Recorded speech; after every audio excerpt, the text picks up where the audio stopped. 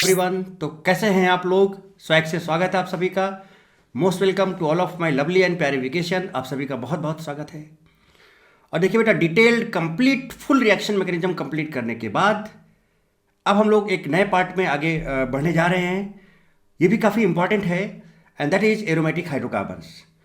तो अब हम लोग बेटा किसकी बात करने जा रहे हैं? एरोमेटिक हाइड्रोकार्बन्स की बात करने जा रहे हैं। आज इसका लेक्चर 1 होगा, सेशन 1 होगा।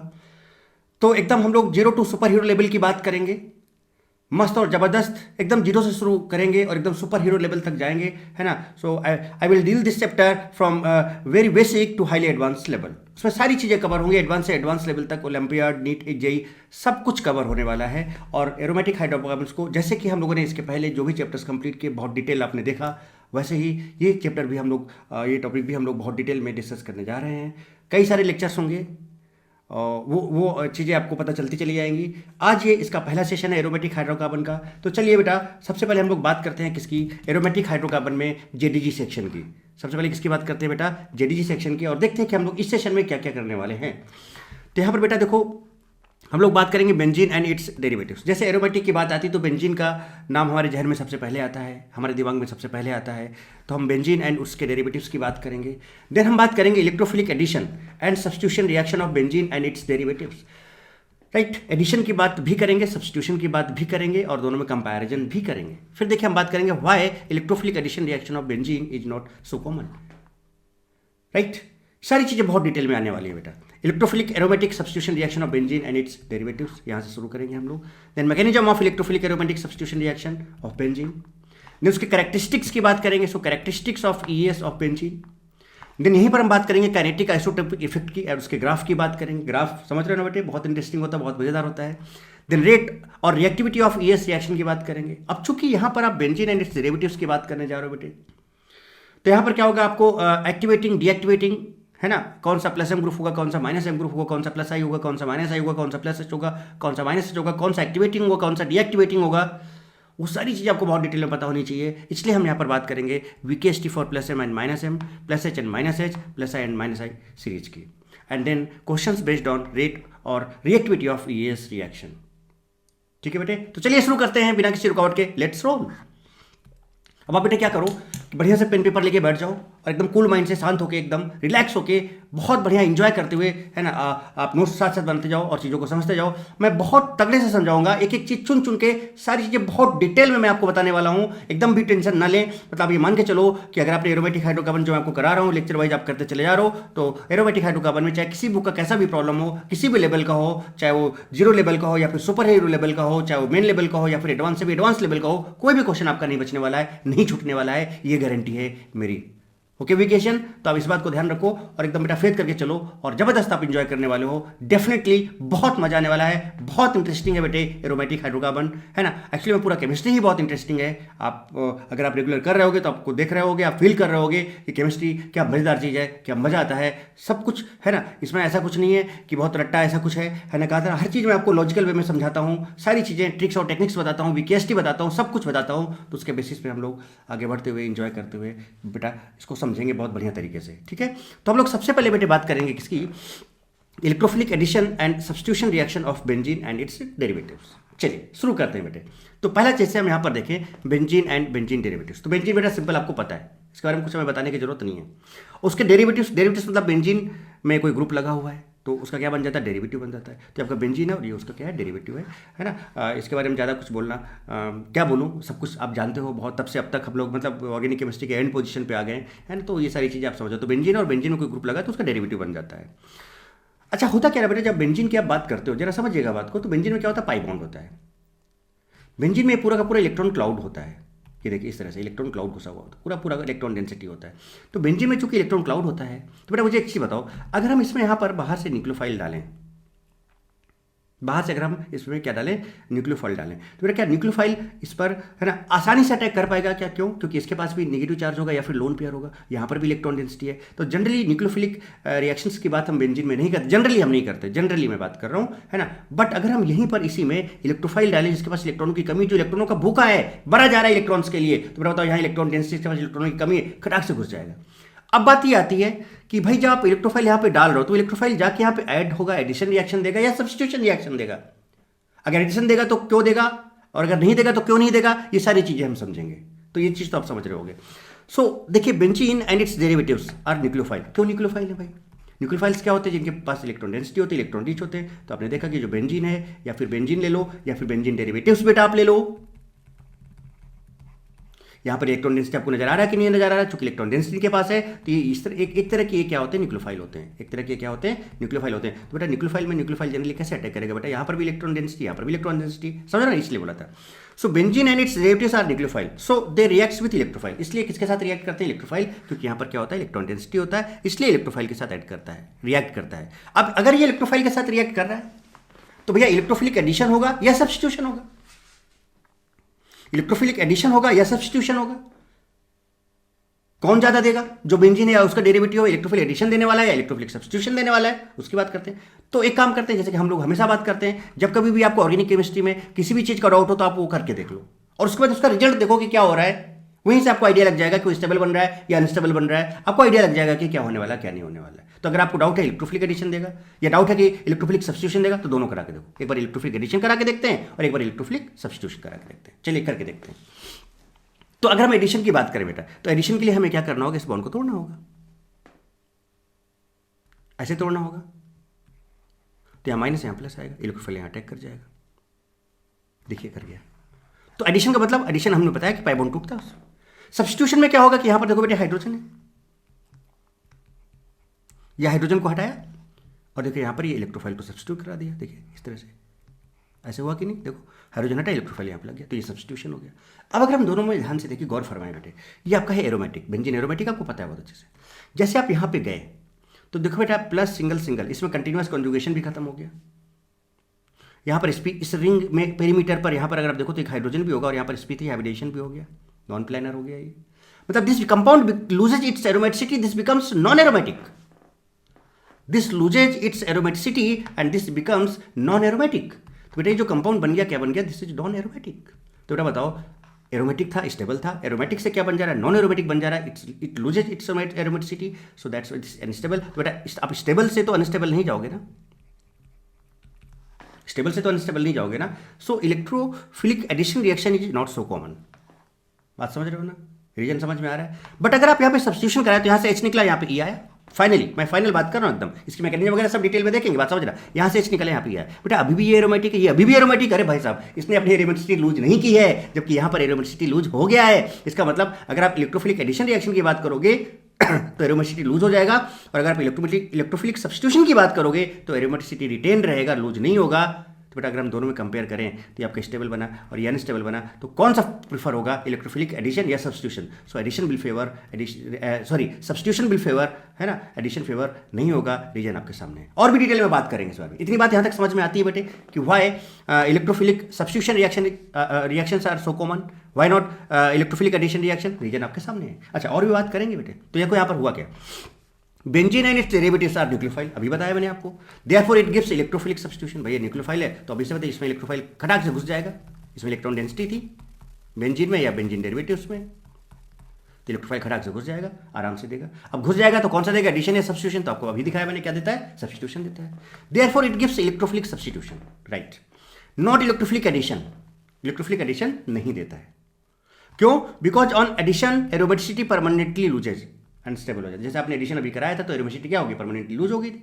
बट कुछ स्पेशल केसेस होते हैं बेटे, कुछ स्पेशल केसेस होते हैं जहां पर एडिशन होता है। जैसे देखो, देखना ध्यान से बेटा, ये टूटा, यहाँ पे क्लोरीन लग गया 2, फिर ये टूटा यहाँ से, क्लोरीन यहाँ पर लग गया 2, फिर ये टूटा यहाँ 2, क्लोरीन लग गया, ये बन गया आपका फ्री रेडिकल एडिशन है ये। Cl2H2 मैंने इसका कराया, तो यहाँ पर देखो ये आपका ये कंपाउंड बन जा रहा है। तो यहाँ पर क्या हो जा रहा है? इलेक्ट्रोफिलिक एडिशन हो जा रहा है। इलेक्ट्रोफिलिक यहाँ पर Cl2 जो है Cl+ और Cl- के फॉर्म में, यहाँ से Cl+ जनरेट होगा। ये इलेक्ट्रोफाइल यहाँ इलेक्ट्रोफाइल अटैक कर रहा है, बट क्या सब्स्टिट्यूशन नहीं हो रहा? क्या हो रहा है? यहाँ पर आपका देखो पाई बॉन्ड टूट जा रहे हैं, इसके खत्म हो जा रहे हैं, और यहाँ पर एडिशन हो जा रहा है। तो कुछ स्पेशल केसेस हैं बेटा जहाँ पर सनलाइट हीट करके हमें वो addition reaction, electrophilic addition reaction मिलता है। सो बट इन सब special cases they gives electrophilic addition reaction. वो स्पेशल केसेस हम लोग देखेंगे, उनका डिटेल में समझेंगे कि ऐसा क्यों होता है, क्यों नहीं होता है। बट अभी हम किस पे बात करेंगे? अभी हम किस पे बात करेंगे?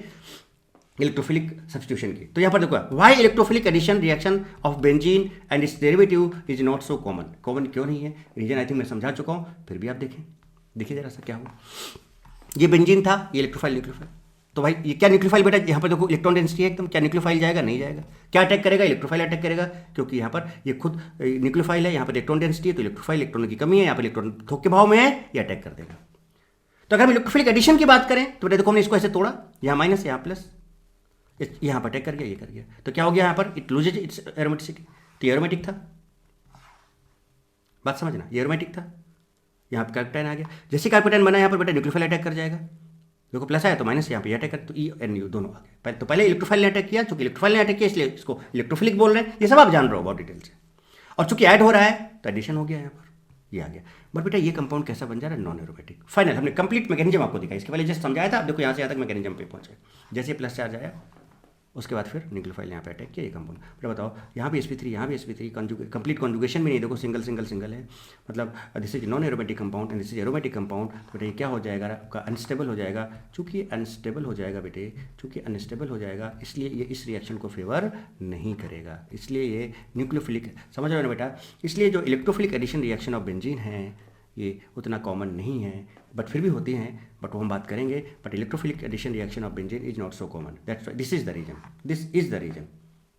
क्या कहानी समझ में आई बेटे आपको, क्या कहानी बेटे समझ में आई, क्या आपको मजा आ रहा है ना, समझ में आ रहा है ना बेटा, तगड़े से सब कुछ बढ़िया मस्त मस्त जबरदस्त तरीके से। जरा देखिए बेंजीन, अब क्या हुआ देखो, जब आप इलेक्ट्रोफिलिक एडिशन करा रहे हो तो क्या हो रहा है, benzene loses it's aromaticity, aromatic से नॉन एरोमेटिक बन जा रहा है भाई। That's why normally in normal conditions, benzene and other benzene compounds does not show electrophilic addition reaction. Characteristic reaction of benzene या aromatic compounds are not electrophilic addition. Reason आपको पता है, they show characteristics of electrophilic substitution reaction. क्या देते हैं बेटा ये, electrophilic substitution reaction. यहाँ तक तो आपको बहुत गर्दा से समझ में आ गया होगा कि क्या रीजन है, क्यों पहले तो ये nucleophilic addition reaction, nucleophilic reaction क्यों नहीं देता है, फिर इलेक्ट्रोफिलिक देता है। तो दो चांसेस बन सकते हैं कि भाई एडिशन दे दे या सब्स्टिट्यूशन दे दे। एडिशन नहीं देता है जनरली, कॉमन रिएक्शन से एडिशन की नहीं है, तो जनरली क्या देता है, इलेक्ट्रोफिलिक सब्स्टिट्यूशन रिएक्शन देता है। जनरली ये ईएएस रिएक्शन देता है, इसी को हम बोलते हैं ईएएस, इलेक्ट्रोफिलिक, समझ रहे बेटा, electrophilic aromatic substitution reaction, electrophilic aromatic substitution reaction, ES is electrophilic aromatic substitution reaction. ये चीज आपके सामने आई, तब ये क्लियर हो गया भैया क्या देगा क्या नहीं देगा, और जो दे रहा है तो क्यों ना जो दे रहा है उस चीज को और डिटेल में समझा जाए बेटे, जो दे रहा है उस चीज को और डिटेल में समझा जाए। तो जरा देखिए क्या है, electrophilic aromatic substitution reaction of benzene and its derivatives EAS, यही जनरली देता है। तो जो दे रहा है पहले उसको समझ लेते हैं, जो नहीं दे रहा है उसकी बात भी करेंगे, हालांकि काफी हद तक हमने उसकी बात की भी अभी, बट उसको और डिटेल में समझेंगे, राइट बेटे। तो कुछ ये चीजें यहाँ पर हैं। तो इसमें ईएस में हो क्या रहा था बेटे, जरा आप देखो, अगर आप ध्यान दें, यहाँ पर हाइड्रोजन था और हाइड्रोजन में यहाँ पर इलेक्ट्रोफाइल इसको क्या करा दे रहा था, सब्स्टिट्यूट करा दे रहा था। देखो यहाँ पे, यहाँ भी एरोमेटिक था, यहाँ भी एरोमेटिक है, इसलिए आराम से हो जा रहा था। ठीक है, देखिए जरा सा क्या क्या कांड होगा इसमें, जरा कांड को समझते हैं। Characteristics reactions of benzene aromatic compound are not electrophilic addition, electrophilic addition नहीं है, क्या है, they show characteristics of electrophilic substitution reaction, बताया मैंने आपको। अब इलेक्ट्रोफिलिक सब्स्टिट्यूशन रिएक्शन में, ईएस में, इलेक्ट्रोफिलिक एरोमेटिक सब्स्टिट्यूशन रिएक्शन में,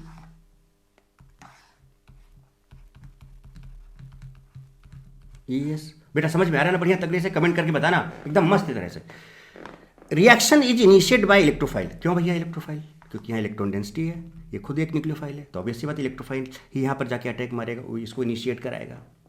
and this H is substituted by electrophile, that's why this is called electrophilic substitution. तो भैया पहले इलेक्ट्रोफाइल ने अटैक कराया और इलेक्ट्रोफाइल यहाँ पे जाके सब्स्टिट्यूट हो गया, देखो यहाँ पे पहुंच गया, घुस गया, तो इलेक्ट्रोफाइल का अटैक हुआ और इलेक्ट्रोफाइल यहाँ पे सब्स्टिट्यूट हो गया, इसलिए इसका नाम हो गया इलेक्ट्रोफिलिक सब्स्टिट्यूशन रिएक्शन। सो देखो, reaction is initiated by electrophile, attack of electrophile, and H is hydrogen is substituted by electrophile, that's why it is called electrophilic substitution reaction। फिर बताओ, एक एक चीज, छोटी छोटी चीज, मोटी मोटी चीजें, सब कुछ बताता हुआ चल रहा हूँ कि नहीं चल रहा हूँ, कि भैया क्यों क्या कैसे, सारी चीजें एक एक करके आपको चुन चुन के बता रहा हूँ बेटे मैं।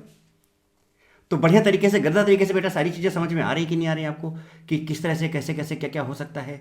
तो अभी तक हम यहाँ तक ये पहुंचे कि भाई अगर electrophilic aromatic substitution reaction benzene या उसके डेरिवेटिव्स देते हैं तो क्यों देते हैं, क्या रीजन है, एडिशन क्यों नहीं देते हैं, न्यूक्लियोफिलिक क्यों नहीं देते हैं।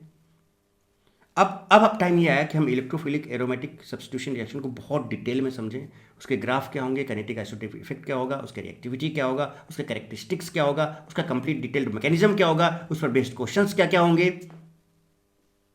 इससे रिलेटेड हम कौन कौन सी बात करने वाले हैं, अब टाइम आ गया कि हम उन सब चीज़ों को बहुत डिटेल में समझें बेटे।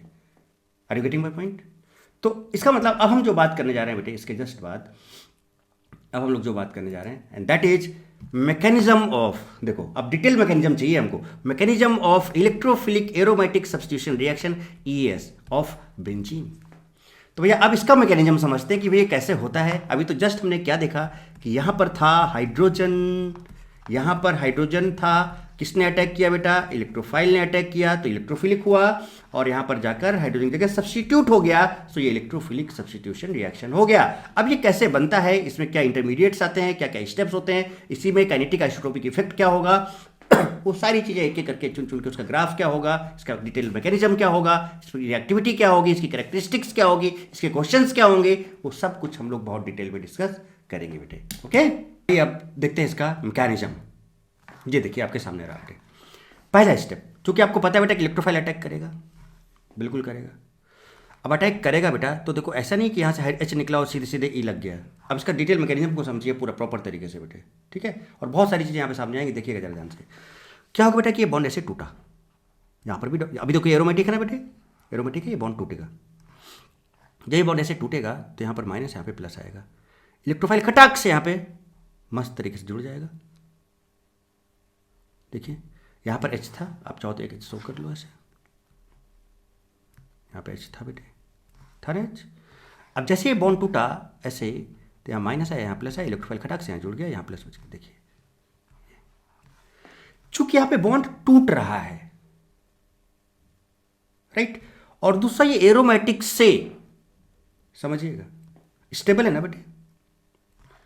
ये जो इंटरमीडिएट बन रहा है, देखो यहाँ पर प्लस सिंगल सिंगल हो जा रहा है, नॉन एरोमेटिक हो जा रहा है। क्या हो जा रहा है? Non aromatic. तो बेटा एरोमेटिक से ये नॉन एरोमेटिक हो जा रहा है, अभी बताते हैं, पूरा डिटेल समझाते हैं। तो बेटा बताओ, ये स्टेबल से अनस्टेबल जा रहा है, इसका मतलब बेटा ये फास्ट तो नहीं जाएगा, बहुत मुश्किल से जाएगा, स्लो जाएगा, स्लो जाएगा। So this step will be slow step and this step will be RDS, rate determining step. General बात कर रहा हूं। जैसे प्लस चार्ज यहां पे आएगा, आप ध्यान दें, प्लस सिंगल डबल, क्या करते हो बेटा, कैसे बनाते हो? 1 2 3 करोगे इसको, प्लस चार्ज को 1 से 3 में ले आओगे, डबल बॉन्ड को 2 3 से 2 1 ले जाओगे। तो देखिए डबल बॉन्ड 2 3 से बेटा 2 1 चला गया, प्लस चार्ज यहाँ 1 से 3 में आ गया, देखिए आ गया। फिर से रेजोनेटिंग स्ट्रक्चर बना सकते हो, फिर से रेजोनेंस हो जाएगा, इसको 1 बोला, इसको 2 बोला, इसको 3 बोला, यही ट्रिक रेजोनेंस बनाने में यूज किया करो।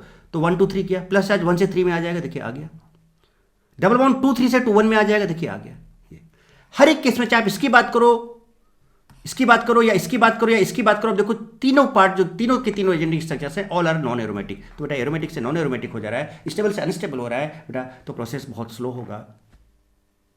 That's why this is RDS, rate determining step. चूंकि यहाँ पे इलेक्ट्रोफाइल अटैक कर रहा है और ये RDS है, तो बेटा इसका जो ये जो रेट होगा, रिएक्टिविटी होगा, ये रेट किस पर डिपेंड करेगा? एक तो आपका यहाँ पे कैटायन बन जा रहा है, तो फॉर्मेशन ऑफ कैटायन पे डिपेंड करेगा। दूसरा इन दोनों की, तो इन दोनों पर भी डिपेंड करेगा। यानी अगर हम इसके मॉलिक्युलरिटी की बात करें तो कितने मॉलिक्यूल्स पार्टिसिपेट कर रहे हैं? 2 कर रहे हैं, तो मॉलिक्युलरिटी 2 होगी। चूंकि एलिमेंट्री स्टेप है, सिंगल स्टेप है, एलिमेंट्री रिएक्शन है, तो यहाँ पर 2 है, यहाँ पर कोएफिशिएंट यहाँ पर 1, यहाँ पर 1, तो इसका ऑर्डर भी 2 होगा, because for elementary reaction molecularity equals to order of reaction except pseudo molecular reactions, right बेटे। तो ये क्या है कि ये जो स्टेप यहां पर आप देख रहे हो, but in this step loss of aromaticity का लॉस हो जा रहा है, that's why this process is slow process. अच्छा अब देखो जरा ध्यान देना बेटा, प्लस चार्ज यहां था और देखो फिर यहां पहुंचा और फिर यहां पहुंचा, देखिए जरा यहां था और देखिए यहां पहुंच गया। ओके, डबल बॉन्ड की बात करें तो डबल बॉन्ड देखो यहां पर भी है। ओके ध्यान देना, डबल बॉन्ड देखो यहां पर भी है, डबल बॉन्ड देखो यहां पर भी है। ये डबल बॉन्ड यहां से यहां तक है और प्लस चार्ज भी यहां से यहां पहुंच रहा है। जरा देखिए गौर फरमाइए, देखिए प्लस चार्ज यहां से यहां तक पहुंच रहा है। डबल बॉन्ड अगर आप तीनों को मिला के देखें एक स्टेप, तो देखो यहां पर भी मिला आपको, फिर देखिए इस वाले में यहां पे मिला, हाइब्रिड दिखा रहा हूं आपको, और देखो यहां पर तो है ऑलरेडी, तो प्लस चार्ज समझ रहे बेटे, और यहां पर भी है, देखिए इस जगह भी आएगा। तो डबल बॉन्ड यहां से यहां तक ऐसे आ जा रहा है, ये देखिए। कहने का मतलब कि डबल बॉन्ड आपका यहां से यहां तक है, देखिए आप, और प्लस चार्ज यहां भी था, यहां भी था और यहां भी था। देखिए जहां जहां पे था हम हर जगह लिख रहे हैं, देखिए यहां भी था लिखा, यहां भी था, कहां देखो, ये देखो यहां भी था, देखो ये देखो। So this is hybrid RS। तो यहां पे जो 3 डेल्टा प्लस दिख रहे हैं, ये 3 डेल्टा प्लस तीनों का सम +1 होगा। क्योंकि +1 चार्ज ही तो मूव कर रहा है। यानी कि अगर डेल्टा प्लस की बात करो तो +1/3 होगा, यानी +1/3 यहाँ, +1/3 यहाँ, +1/3 यहाँ पर। This is called hybrid resonating structure. बोलो बेटे, यहाँ तक बात समझ में आती है क्या? Hybrid resonating structure. तो आप अब चूंकि प्लस चार्ज यहाँ पर भी, यहाँ पर भी, यहाँ पर भी, हमने इसको ऐसे प्लस चार्ज यहाँ पे लिख दिया। और देखो बेटा, यहाँ पर ये इस तरह से यहाँ तक डबल बॉन्ड था, डबल बॉन्ड कैरेक्टर भी बने यहाँ से। अब ये जो कॉम्प्लेक्स है इसको हम बोलते हैं सिग्मा कॉम्प्लेक्स। क्या बोलते हैं बेटा इसको? सिग्मा कॉम्प्लेक्स बोलते हैं, या विलेन कॉम्प्लेक्स भी बोलते हैं इसको। So this is sigma complex या फिर विलेन कॉम्प्लेक्स। स्लो स्टेप ये वाला क्यों था? बिकॉज एरोमेटिक से कहाँ जा रहा था? नॉन एरोमेटिक जा रहा था। स्टेबल से कहाँ जा रहा था? ये अनस्टेबल जा रहा था। स्टेबल से कहाँ जा रहा था? ये unstable. That's why this is slow step. अब बताओ बेटा, क्या यहां तक की कहानी एकदम क्लियर है कि नहीं क्लियर है? तो फॉर्मेशन ऑफ कार्बोकैटायन भी हुआ यहां पर। ओके, अब आते हैं, जैसे यहां पर ये बनेगा तो इनमें से कोई भी एक हम ले सकते हैं बेटे, और उसके बाद फिर हम इलेक्ट्रोफाइल का काम हो गया। तो ट्यूशन की बात हो रही थी, जरा गौर फरमाइएगा, देखिए जरा सा। But in second step, this is your second step, if H+ is removed. अब यहां से क्या होगा कि जो H+ है बेटे, है ना, ये देखो ऐसे H+ है ना, देखो आप देख लो यहाँ पर, कोई सा भी देख लो, ये वाला देख लो, ये वाला देख लो, ये वाला देख लो, कोई सा भी एक देख लो, सारे इक्विवेलेंट है कि जैसे, मतलब बस प्लस चार्ज का थोड़ा सा पोजीशन अलग अलग है। बट हाइब्रिड आप देख ही रहो, तो किसी एक को लेकर हमें बढ़ना होगा तो हमने इसको लिया। यहाँ पे देखो प्लस चार्ज है, तो बेटा ये क्या करेगा, ये इलेक्ट्रॉन से तोड़ेगा, यहाँ माइनस आएगा, यहाँ प्लस आएगा, इस प्लस बाहर जाएगा। तो देखिए क्या हुआ, वही मैं समझा रहा हूँ कि यहाँ से टूटा, यहाँ माइनस, यहाँ प्लस है, और ये प्लस माइनस एक बॉन्ड बना लेगा। अरे भाई साहब, ये बॉन्ड बना लिया, H+ रिमूव हो गया। ये था नॉन एरोमेटिक और हो गया एरोमेटिक। अरे भाई साहब, this will be very fast. तो भैया ये वाली फास्ट हो गई, और इसके पहले वाले में उल्टा हो रहा था, एरोमेटिक से नॉन एरोमेटिक, इसलिए वो स्लो था। तो ये फास्ट स्टेप है, बिकॉज नॉन एरोमेटिक से कहाँ जा रहा हो, एरोमेटिक। तो इस तरह से कंप्लीट मैकेनिज्म के थ्रू बेटे क्या हुआ, आपका इलेक्ट्रोफिलिक सब्स्टिट्यूशन हो गया। तो ओवरऑल आपको क्या दिख रहा कि हाइड्रोजन निकल गया। ओवरऑल आपको क्या दिखा, ओवरऑल आपको जो मैं शुरू से दिखा रहा हूँ कि हाइड्रोजन निकला, और बेटा क्या हुआ यहाँ पर देखो, इलेक्ट्रोफाइल आ गया। बट कंप्लीट मैकेनिज्म आपके सामने है, राइट। तो एक बार फटाफट देखते हैं इसका, ऐसे ही देखते हैं। यहाँ पर बेटा क्या था, आपका हाइड्रोजन था, ऐसे देखो, रुको, पहला स्टेप देखिए, ऐसे ये और यहाँ पर क्या था, आपका हाइड्रोजन था, ठीक है। ये बॉन्ड को ऐसे तोड़ा, यहाँ माइनस, यहाँ प्लस, तुरंत इलेक्ट्रोफाइल यहाँ अटैक कर जाएगा, इलेक्ट्रोफाइल यहाँ गया, देखो क्या आया, गौर फरमाइएगा जनाब। ये और ये बॉन्ड टूट गया, यहाँ पर आपका लग गया H था, इलेक्ट्रोफाइल आ गया, और यहाँ पर आ गया प्लस। विलेन कॉम्प्लेक्स बना लोगे। विलेन कॉम्प्लेक्स क्या था बेटा इसका अगर हाइब्रिड की बात करें तो हाइब्रिड इसका क्या था, यहाँ से यहाँ तक ऐसे था, यहाँ पर आपका H और यहाँ पर E था, यहाँ पार्शियल प्लस, यहाँ पार्शियल प्लस, यहाँ पार्शियल प्लस। इसको लेके हम आगे बढ़ेंगे। अब तो हमने इसको लिया, देखो फटाफट आप ऐसे गर्दा तरीके से आप करें, मतलब गर्दा तरीके से एकदम मस्त दरबस्त तरीके से इलेक्ट्रोफाइल, और यहाँ प्लस चार्ज था। अब बेटा क्या होगा कि ऐसे टूटेगा, माइनस यहाँ पे प्लस, ठीक है। तो प्लस माइनस क्या करेगा, एक बॉन्ड बना लेगा, और देखिए ये और यहाँ पर आपका क्या आ गया, देखिए ये इलेक्ट्रोफाइल हो गया सब्स्टिट्यूट जनाब, हो गया substitute. So this is complete reaction, this is complete reaction बेटे, दिस इज कंप्लीट रिएक्शन। कहानी क्लियर है? तो this is complete detail mechanism of EAS। तो यहाँ पर 2 स्टेप आएगी, this is second step, and इसके पहले वाला ये आपका फर्स्ट स्टेप, ये आपका RDS था। ये जनरल बात हो रही है, बट बेटा कभी कभी कुछ रिएक्शंस में क्या होता है कि पहला स्टेप फास्ट होता है और सेकंड स्टेप स्लो होता है। ये कभी कभी क्या होता है कि पहला स्टेप, जो सेकंड स्टेप है आपका वाला, ये वाला आपका RDS हो जाता है केसेस में, ये वाला स्टेप आपका RDS हो जाता है, और ये आपका फास्ट हो जाता है, राइट। तो उस केस में ऐसे केसेस में वो जो रिएक्शंस होती है बेटा, कौन सी केसेस में होता है, जो रिएक्शंस रिवर्सिबल रिएक्शंस होती हैं, जैसे हम आगे आपको दिखाएंगे, जैसे सल्फोनेशन हो गया या फिर आयोडिनेशन हो गया, ये रिवर्सिबल रिएक्शंस होती हैं। इसमें थोड़ा सा कॉन्सेप्ट उल्टा हो जाता है, पहला स्टेप आपका फास्ट हो जाता है, सेकंड स्टेप जो आपका बताया मैंने ये वाला, ये आपका ये स्लो हो जाता है, यही आपका RDS बन जाता है इनकेस ऑफ सल्फोनेशन या आयोडिनेशन, इन सब के कुछ केसेस में, ठीक है। तो ये चीज़ हम आगे बताएंगे आपको, ये चीज़ हम आपको आगे बताएंगे। बेटा यहाँ तक बात समझ में आती है कि नहीं आती है? तो इस तरह से हम लोग ने इसका डिटेल और कंप्लीट मैकेनिज्म देखा। बात ये आती है कि इसके कैरेक्टरिस्टिक्स की बात करें। अच्छा एक चीज़ और बताओ बेटे, जब आप नॉन एरोमेटिक से एरोमेटिक जा रहे हो, इसका मतलब कि आप क्या करो, अनस्टेबल से स्टेबल की तरफ जा रहे हो, इसका मतलब ये प्रोसेस कैसा होगा, एक्सोथर्मिक होगा। कैसा होगा, एक्सोथर्मिक होगा। अच्छा ओवरऑल प्रोसेस एक जो होगा कि इंडो होगा, उसकी बात करें अगर हम, तो यहाँ पर H था, मतलब यहाँ C था, और फाइनली आपका ओवरऑल रिएक्शन की बात कर रहा हूँ, यहाँ पर C और E लगा। अब ये डिपेंड करेगा कि अगर CE बॉन्ड एनर्जी मोर है, मोर CE बॉन्ड एनर्जी जो भी यहाँ पे ऐड हो रहा है बॉन्ड एनर्जी, तो बेटा क्या होगा, तो फिर ये लेस होगा। तो अगर मोर एनर्जी है तो फिर ये क्या होगा, नेट एनर्जी रिलीज हो जाएगा और प्रोसेस एक्जो हो जाएगा। प्रोसेस कैसा हो जाएगा, एक्जो, मतलब ग्राफ कुछ इस तरह का आएगा, ये नीचे प्रोडक्ट वाला आ जाएगा, है ना। बट अगर ये लेस है, बॉन्ड एनर्जी इसका ज़्यादा है, तो उसके से प्रोसेस कैसा होगा, एंड होगा। So that depends on CE bond energy with respect to क्या, CH। हमें दोनों में कंपैरिजन करना होगा, उसके बेसिस पे हम बता पाएंगे कि भाई रिएक्शन एंडोथर्मिक होगा या एक्सोथर्मिक होगा। बट अभी हमें यहाँ पर क्लियरली दिख रहा है कि रिएक्शन कैसा है। ये वाला सेकंड स्टेप जो है वो एक्सो दिख रहा है। यहाँ तक बेटे कहानी समझ में आती है बहुत बढ़िया तरीके से, मस्त और जबरदस्त तरीके से। चलिए ओके, यहाँ पे बेटा हमको एक चीज़ आपको और दिखाना चाहते हैं। देखिए वो और क्या चीज़ दिखाना चाहता हूँ मैं, जैसे कि आपने यहाँ पर एक चीज़ देखा बेटा कि जो सेकंड स्टेप आपका फास्ट स्टेप है, जरा ध्यान दीजिएगा बेटे, ठीक है। सेकंड स्टेप आपका फास्ट स्टेप है, सेकंड स्टेप में ही आपका यहाँ से क्या निकल रहा है, हाइड्रोजन निकल रहा है। सेकेंड स्टेप ही में ही आपका क्या हो रहा है, हाइड्रोजन निकल रहा है। मतलब सेकेंड स्टेप आपका RDS नहीं है, ध्यान रखना। अगर हम बात करें फर्स्ट स्टेप की, देखना मैं क्या कहना चाह रहा हूँ, उस बात पर पॉइंट है। पहले स्टेप में अगर आप देखो तो यहाँ भी हाइड्रोजन है बेटे और यहाँ भी हाइड्रोजन है। पहले स्टेप में हाइड्रोजन नहीं निकल रहा है, कहने का मतलब कि और बेटा आपका पहला स्टेप ही आपका RDS है, रेट डिटरमाइनिंग स्टेप है। तो पहले स्टेप में जो रेट और रिएक्टिविटी होगी फॉर्मेशन ऑफ कार्बोकैटायन पे डिपेंड करेगी। और कार्बोकैटायन बन कैसे रहा है, H निकलने से नहीं बन रहा है, ये पाई बॉन्ड टूटने से बन रहा है, यहाँ माइनस यहाँ प्लस आ रहा है। कहने का मतलब कि अगर यहाँ पर ड्यूटेरियम होता हाइड्रोजन की जगह पे तो यहाँ पर भी ड्यूटेरियम होता। कहने का मतलब कि अगर यहाँ पर ट्रीटियम होता तो यहाँ पर भी ट्रीटियम होता।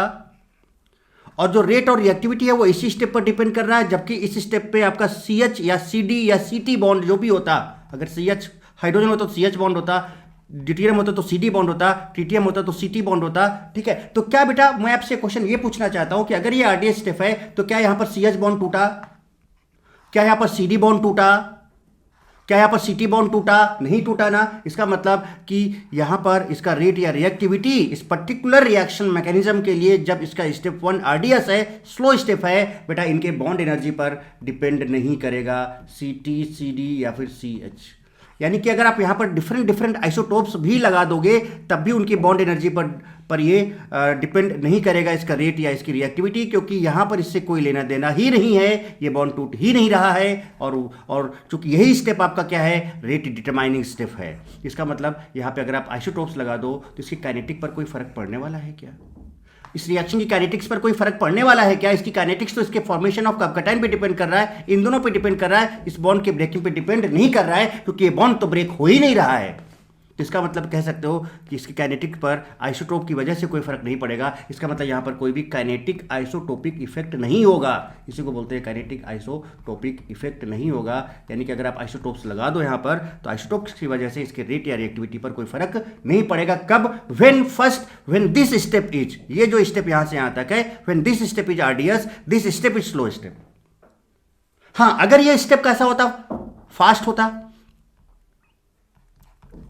राइट, और दूसरा स्टेप क्या होता, स्लो होता। सपोज समझना, दूसरा स्टेप अगर ये सपोज स्लो होता, तो अगर ये स्लो होता तो बेटा यहां पर आपका ये बॉन्ड टूट रहा है, तो अगर ये स्लो होता, ये RDS होता, तब यहां पर इसकी बॉन्ड एनर्जी अगर CH होता या CD होता या CT होता आपका, तब इसकी बॉन्ड एनर्जी पर डिपेंड करता है, क्योंकि ये टूट रहा है और टूट के देखो अलग हो रहा है यहां पर। तो अगर ये RDS होगा तब काइनेटिक आइसोटोपिक इफेक्ट यूज होगा। अगर तो यहां पर तो ये बेटा RDS है नहीं, तो यहां पर H टूट रहा है, but this is not RDS, ये RDS है ही नहीं, ये रेट डिटरमाइनिंग स्टेप है ही नहीं, यहां से रेट पर कोई फर्क पड़ेगा ही नहीं। तो बेटा यहां से H को निकालो या D को निकालो या T को निकालो, नो डाउट तीनों की बॉन्ड एनर्जी अलग अलग होगी। बट बेटा इस स्टेप में ये फास्ट स्टेप है, ये रेट डिटरमाइनिंग स्टेप आपका नहीं है, यहां से रेट या रिएक्टिविटी मेजर नहीं किया जाएगा, और यहीं पर आपका हाइड्रोजन या ड्यूटेरियम टूट रहा है। तो इसका मतलब ये इसके टूटने से इसके रेट या रिएक्टिविटी पर फर्क नहीं पड़ेगा। क्यों नहीं पड़ेगा? क्योंकि रिएक्टिविटी पर फर्क इस स्टेप से पड़ रहा है। This is your RDS, right बेटे। हाँ, अगर ये स्टेप आपका RDS होता, स्लो स्टेप होता और पहला फास्ट होता, देन जरूर रेट इस पर डिपेंड करता, इसके ब्रेकिंग पर डिपेंड करता, तब यहां पर काइनेटिक आइसोटोपिक इफेक्ट लगता। हाइड्रोजन में कुछ और होता, ड्यूटेरियम में कुछ और होता, ट्रीटियम में कुछ और होता। कहने का मतलब क्या समझाना चाह रहा हूं बेटा, आप क्या इस बात को समझ रहे हो क्या? चलिए, ये बात अब क्लियर होगी। अब आगे चलते हैं। So characteristics of electrophilic aromatic substitution reaction of benzene. अब ES रिएक्शन का कैरेक्टरिस्टिक्स देखते हैं बेटे। कैरेक्टरिस्टिक क्या, देखिए समझते जाइए। पहला स्टेप RDS था आपका, तो बेटा इन दोनों के कॉन्सेंट्रेशन इन दोनों पर डिपेंड करेगा। मॉलिक्युलैरिटी 2 होगा, ऑर्डर 2 होगा।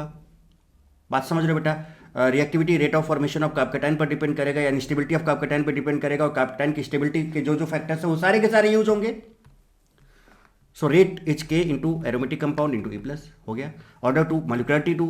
RDS is generation of carbocation, अभी आपने देखा। सो रिएक्टिविटी और रेट कार्बोकैटायन की स्टेबिलिटी पर डिपेंड करेगा, और कार्बोकैटायन की स्टेबिलिटी इस पर प्लस चार्ज है बेटा, तो जितने प्लस वाले हैं वो इसकी स्टेबिलिटी को बढ़ाएंगे, like plus M, plus H और प्लस आई, और ये सबके सब इलेक्ट्रॉन डोनेटिंग ग्रुप्स होते हैं या इलेक्ट्रॉन रिलीजिंग ग्रुप्स होते हैं। बात समझ रहे हो बेटा? इस तरह से आप ये भी कह सकते हो कि जो रिंग है बेटे, अगर इस रिंग में जितना ज़्यादा इलेक्ट्रॉन डेंसिटी होगा कार्बोकेटाइन की स्टेबिलिटी भी उतनी ही ज़्यादा होगी, या जो इसकी इलेक्ट्रॉन डोनेटिंग ग्रुप होंगे, है ना, जो इसकी इलेक्ट्रॉन डेंसिटी बढ़ाएंगे तो इसकी जो इलेक्ट्रॉन, ये जो कार्बोकेटाइन है इसकी जो इलेक्ट्रॉन डिफिशियंसी है वो पूरी करेंगे और स्टेबिलिटी बढ़ेगी। देखिए ये सब के सब चीज़ें आपके सामने। सो रिएक्टिविटी और rate is directly proportional to stability of carbocation, right बेटे। Electron density on benzene ring में जितना ज़्यादा इलेक्ट्रॉन डेंसिटी आएगा कार्बोकेटाइन को उतना ज़्यादा इलेक्ट्रॉन मिलेगा, उसका स्टेबिलिटी बढ़ेगा। या plus I, plus H, plus M, ये सबके सब इलेक्ट्रॉन डोनेटिंग ग्रुप्स होते हैं, इलेक्ट्रॉन देंगे इस कार्बोकेटाइन को क्योंकि इसके पास इलेक्ट्रॉन की कमी है, और इसकी स्टेबिलिटी को बढ़ाएंगे और रिएक्टिविटी या रेट को भी बढ़ाएंगे। चलिए अब देखिए और एक तगड़ी चीज़ दिखाता हूँ मैं आपको, जो मैंने आपको अभी बोला तब से अब तक। हमने एनर्जी वर्सेस टाइम लिया, ठीक है, ओके। अभी बेटा पहला स्टेप आपका स्लो स्टेप था, पहला स्टेप जो था वो कैसा था, स्लो था, और दूसरा स्टेप आपका फास्ट था, याद आ रहा है? स्लो स्टेप में एक्टिवेशन एनर्जी ज़्यादा होता है, मोर होता है, और जो फास्ट स्टेप होता है बेटा उसमें एक्टिवेशन एनर्जी लेस होता है। तो देखिए आपके पास ये रिएक्टेंट था, दोनों का रिएक्शन हुआ, आप यहाँ तक बढ़े, पहला ट्रांजिशन स्टेट जो बना ये वाला, बेटा बताओ। उसके बाद आपका यहाँ पर कार्बोकेटाइन बना था, देखिए कार्बोकेटाइन बना था। उसका जो सेकेंड स्टेप आपका बनेगा, तो बेटा देखो पहले स्टेप का एक्टिवेशन एनर्जी ये होगा, इसका जो टीएस होगा, और पहले स्टेप चूंकि स्लो स्टेप है तो इसका एक्टिवेशन एनर्जी ज़्यादा है। और जब दूसरे स्टेप की बात करोगे आप, जब कार्बोकेटाइन से आप प्रोडक्ट तक जाओगे बेटे, तो देखो इसका एक्टिवेशन एनर्जी क्या है, कम है। क्यों कम है बेटा? क्योंकि ये सेकंड स्टेप आपका कैसा स्टेप है, फास्ट स्टेप है। तो फर्स्ट स्टेप स्लो स्टेप है, more activation energy. Second step fast step है, इसका क्या होगा, लेस एक्टिवेशन एनर्जी।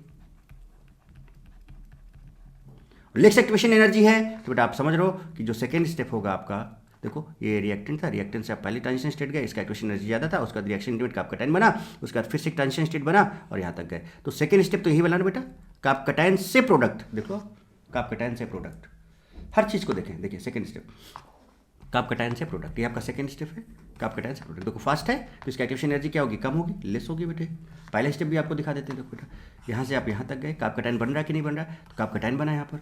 अब आप इसको फिल करो, इस ग्राफ को देखो, तो पहले स्टेप बेटा देखो यहाँ से आता कार्बोकेटाइन बना, ट्रांजिशन स्टेट आया होगा बीच में, ये रिएक्शन जो बना, दूसरे में कार्बोकेटाइन से देखो प्रोडक्ट गए, चूँकि दूसरा फास्ट है तो इसका एक्टिवेशन एनर्जी, इसका एक्टिवेशन एनर्जी यहाँ से यहाँ तक कम होगा और इसका एक्टिवेशन एनर्जी ज़्यादा होगा, ये कुछ आया ऐसे, है ना। अच्छा अब बात करें कि अगर हाइड्रोजन लगा देते, मान लो 3 प्रोडक्ट बने आपके ए बी सी, हाइड्रोजन की वजह से, ड्यूटेरियम की वजह से, ट्रिटियम की वजह से, तो अगर काइनेटिक आइसोटोपिक इफेक्ट लगेगा तो हाइड्रोजन के लिए अलग ग्राफ बनेगा।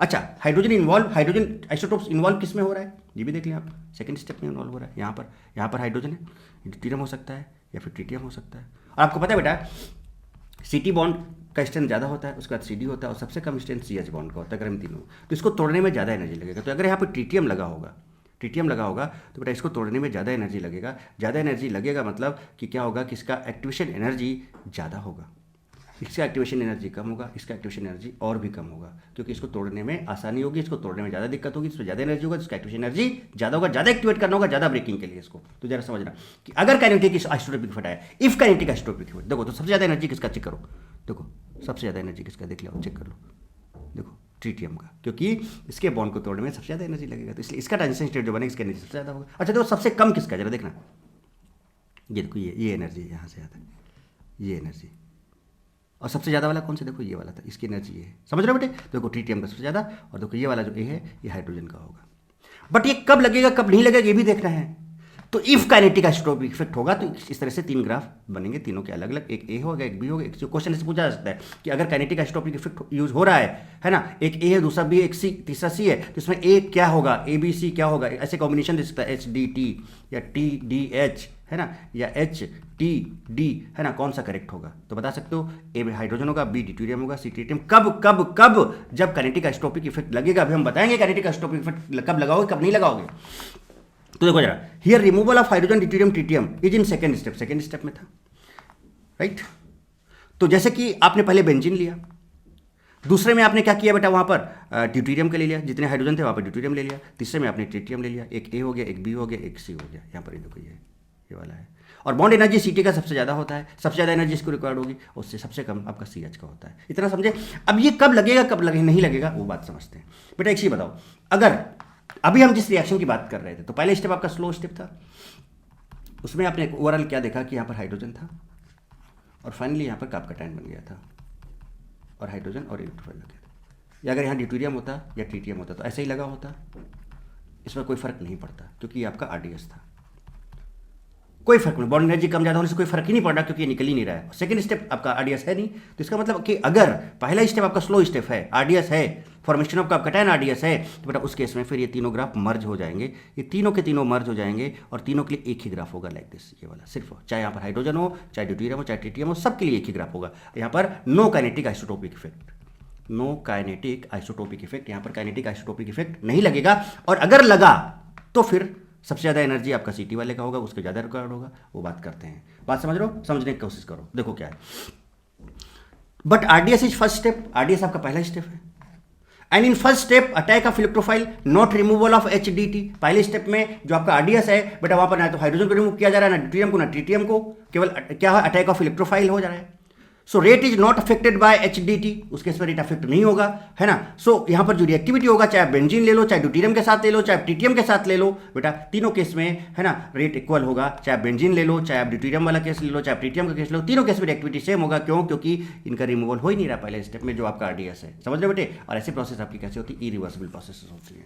ऐसी प्रोसेस कैसी होती है आपकी? इरिवर्सिबल प्रोसेस होती है बेटे।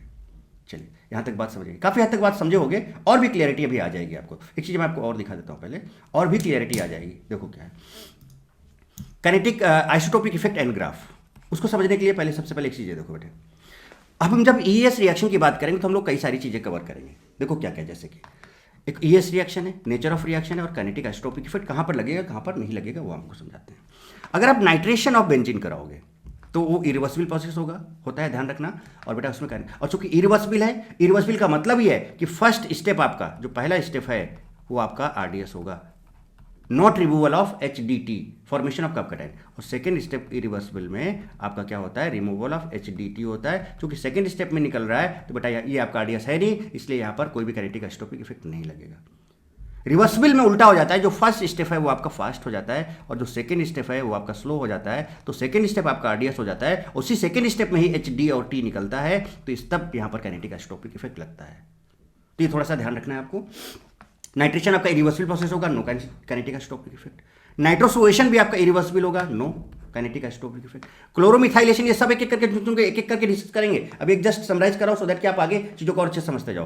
क्लोरोमिथाइलेशन इरिवर्सिबल होगा, no kinetic isotopic effect. Chlorination irreversible होगा, no kinetic isotopic effect. Bromination irreversible होगा, नो काइनेटिक आइसोटोपिक इफेक्ट। ये सारी चीजें बेटा आपको एक साथ दे रहा हूं, तगड़ा कंटेंट आपके सामने है बेटे। ये सारी चीजें आपको बुक में लिखा एज यूजुअल नहीं मिलेंगी। आयोडीनेशन और सल्फोनेशन रिवर्सिबल होते हैं और यहां पर लगता है kinetic isotopic effect. So for irreversible reaction kinetic isotopic effect is not used, यहां से यहां तक नहीं यूज हुआ। And for reversible reaction kinetic isotopic effect is used, ये आप देख लीजिए। समझे बेटे बात? तो ये कहना चाह रहा हूं कि so if first step is RDS, no kinetic isotopic effect, rate will be same whether H D T is present. If second step is RDS, ओ भाई साहब, second step RDS, second step में देखो क्या होगा बेटा, यहाँ पर H से देखो H प्लस निकल गया, ये आपका सेकेंड स्टेप है ना बेटे, ये आपका सेकेंड। अगर यहाँ D होता तो देखो D निकलता, और अगर यहाँ पर T होता तो यहाँ से T निकलता। इसका मतलब अगर सेकेंड स्टेप आरडीएस है, so if second step RDS, इसका मतलब रिएक्शन कैसी हो गई आपकी? रिवर्सिबल रिएक्शन हो गई। Then because in second step removal of HDT takes place, और यहाँ पर T का बॉन्ड एनर्जी सबसे ज़्यादा होता है, उससे कम D का, CT का हो तो उससे सबसे कम CH का होता है। तो इस रिएक्शन इज रिवर्सिबल। तो बेटा अब बताओ रेट किसका ज़्यादा होगा? रेट किसका ज़्यादा होगा? अगर आप रेट की बात करो बेटा, तो पहले तो ग्राफ देख लो बेटा, टी का बॉन्ड एनर्जी सबसे ज़्यादा है तो इसको तोड़ने में ज़्यादा एनर्जी रिक्वायर्ड होगा, तो देखो टी वाला ग्राफ सबसे ऊपर, एच सबसे नीचे होगा। देखो ये एच वाला ग्राफ, ये सबसे नीचे, ये वाला देखो, है ना। अच्छा अब बताओ बेटा, एच वाला है तो देखो ये खटाक से यहाँ पर पहुँच जाएगा, जल्दी पहुँचेगा। डी वाला थोड़ा देर में पहुँचेगा, टी वाला और देर में पहुंचेगा। तो बेटा रिएक्टिविटी किसमें? एच वाले का सबसे ज़्यादा हो रहा है, देखो जल्दी पहुंच रहा है, फास्ट हो जाए, और ये डी उससे थोड़ा टाइम लग रहा है। देखो आप रास्ता भी देख सकते हो, और टी का रास्ता सबसे लंबा है, इसमें सबसे कम। तो रिएक्टिविटी जो होगा बेटा, बेंजीन का सबसे ज़्यादा होगा, ड्यूटेरियम का उससे कम, और ट्रिटियम वाले में उससे कम, क्योंकि ट्रिटियम वाले में ज़्यादा एनर्जी देना पड़ेगा, वो थोड़ा सा इसके रेस्पेक्ट में स्लो हो जाएगा और ज़्यादा स्लो हो जाएगा। So isotopic effect in case of reversible reaction ये होगा। आई होप बेटा आप समझ गए होंगे। अब यहाँ पर देखो बेटा CH बॉन्ड है, और देखो यहाँ पर आपका CE बॉन्ड बन रहा है ना।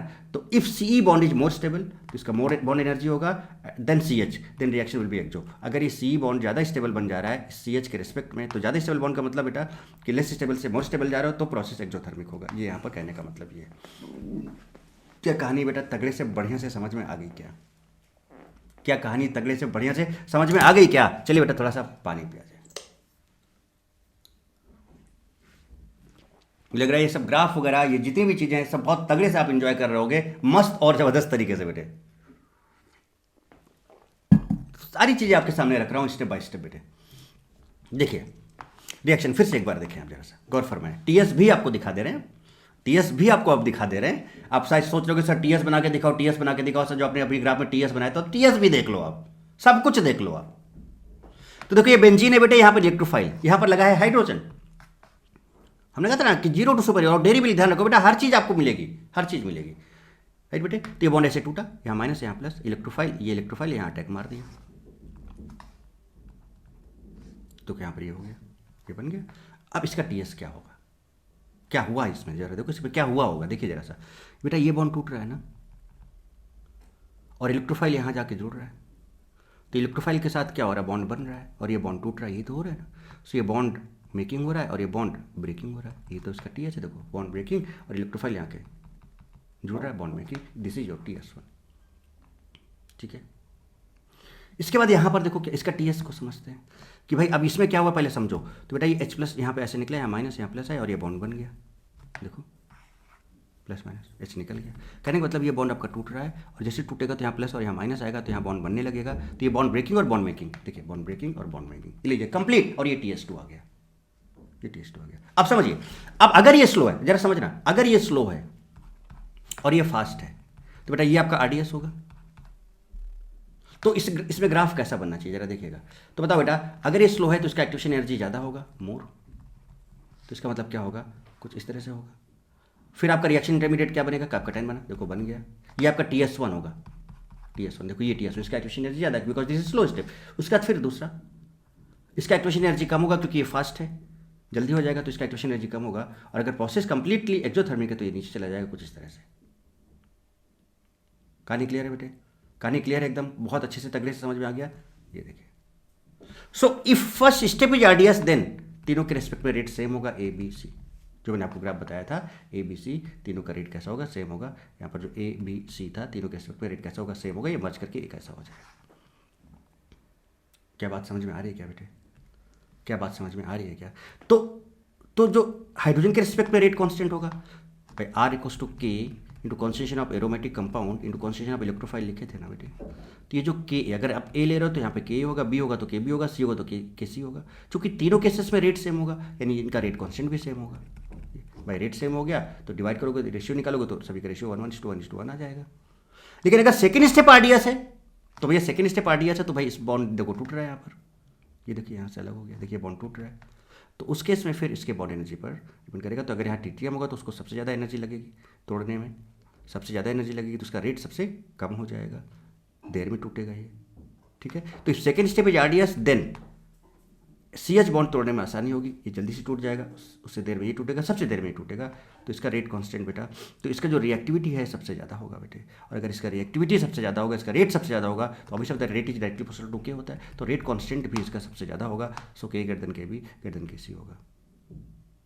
समझ रहे हो बेटे, लाइक कि के डिवाइड बाई के बी इज 2, मतलब यहाँ पर अगर 1:2 का रेशियो तो के बाई के बी 1, के और के बी जो है आपका रेशियो, यानी के इक्वल्स टू 2 टाइम्स ऑफ के बी, यानी के बी का 2 टाइम्स होगा के, मतलब के ज़्यादा होगा कि नहीं ज़्यादा होगा बेटे, कहने का मतलब के इज 2 टाइम्स ऑफ के बी, तो के ज़्यादा होगा के बी से। जस्ट एग्जांपल बताया मैंने आपको, कहानी समझ में आई। तो ये TS1 क्या है, TS2 क्या है, अब बेटा अच्छे से लोकेट कर सकते हो, समझ। तो पहला ट्रांजिशन स्टेट क्या बना, दूसरा हो सकता है कि जब मैं आपको रिएक्शन का मैकेनिज्म अभी बता रहा था तो आप सोच रहे होगे कि सर इसका ट्रांजिशन स्टेट बना के दिखाओ, अभी तक तो आपने TS बना के नहीं देखा, आप TS बोल रहे हो, तो आपने TS भी देख लिया कि नहीं देख लिया बेटे। अब ग्राफ देख लो आप बेटे, तो देखो ये आपका ये बेंजीन था, ये देखो TS1 है कि नहीं बेटे, सॉरी ये आपका TS1 है कि नहीं बेटे। यहाँ पर आपका वही है ना, तो आपका 10 बनेगा कुछ इस तरह से, यहाँ पे E होगा, यहाँ पर H होगा, राइट, ये बना। और इसके बाद फिर आपका यहाँ पर TS2 आएगा, देखो ये वाला TS2 है ना, देखो ये बॉन्ड ब्रेकिंग है और ये बॉन्ड मेकिंग है, यहाँ पर ये बॉन्ड ब्रेकिंग है और ये बॉन्ड मेकिंग है।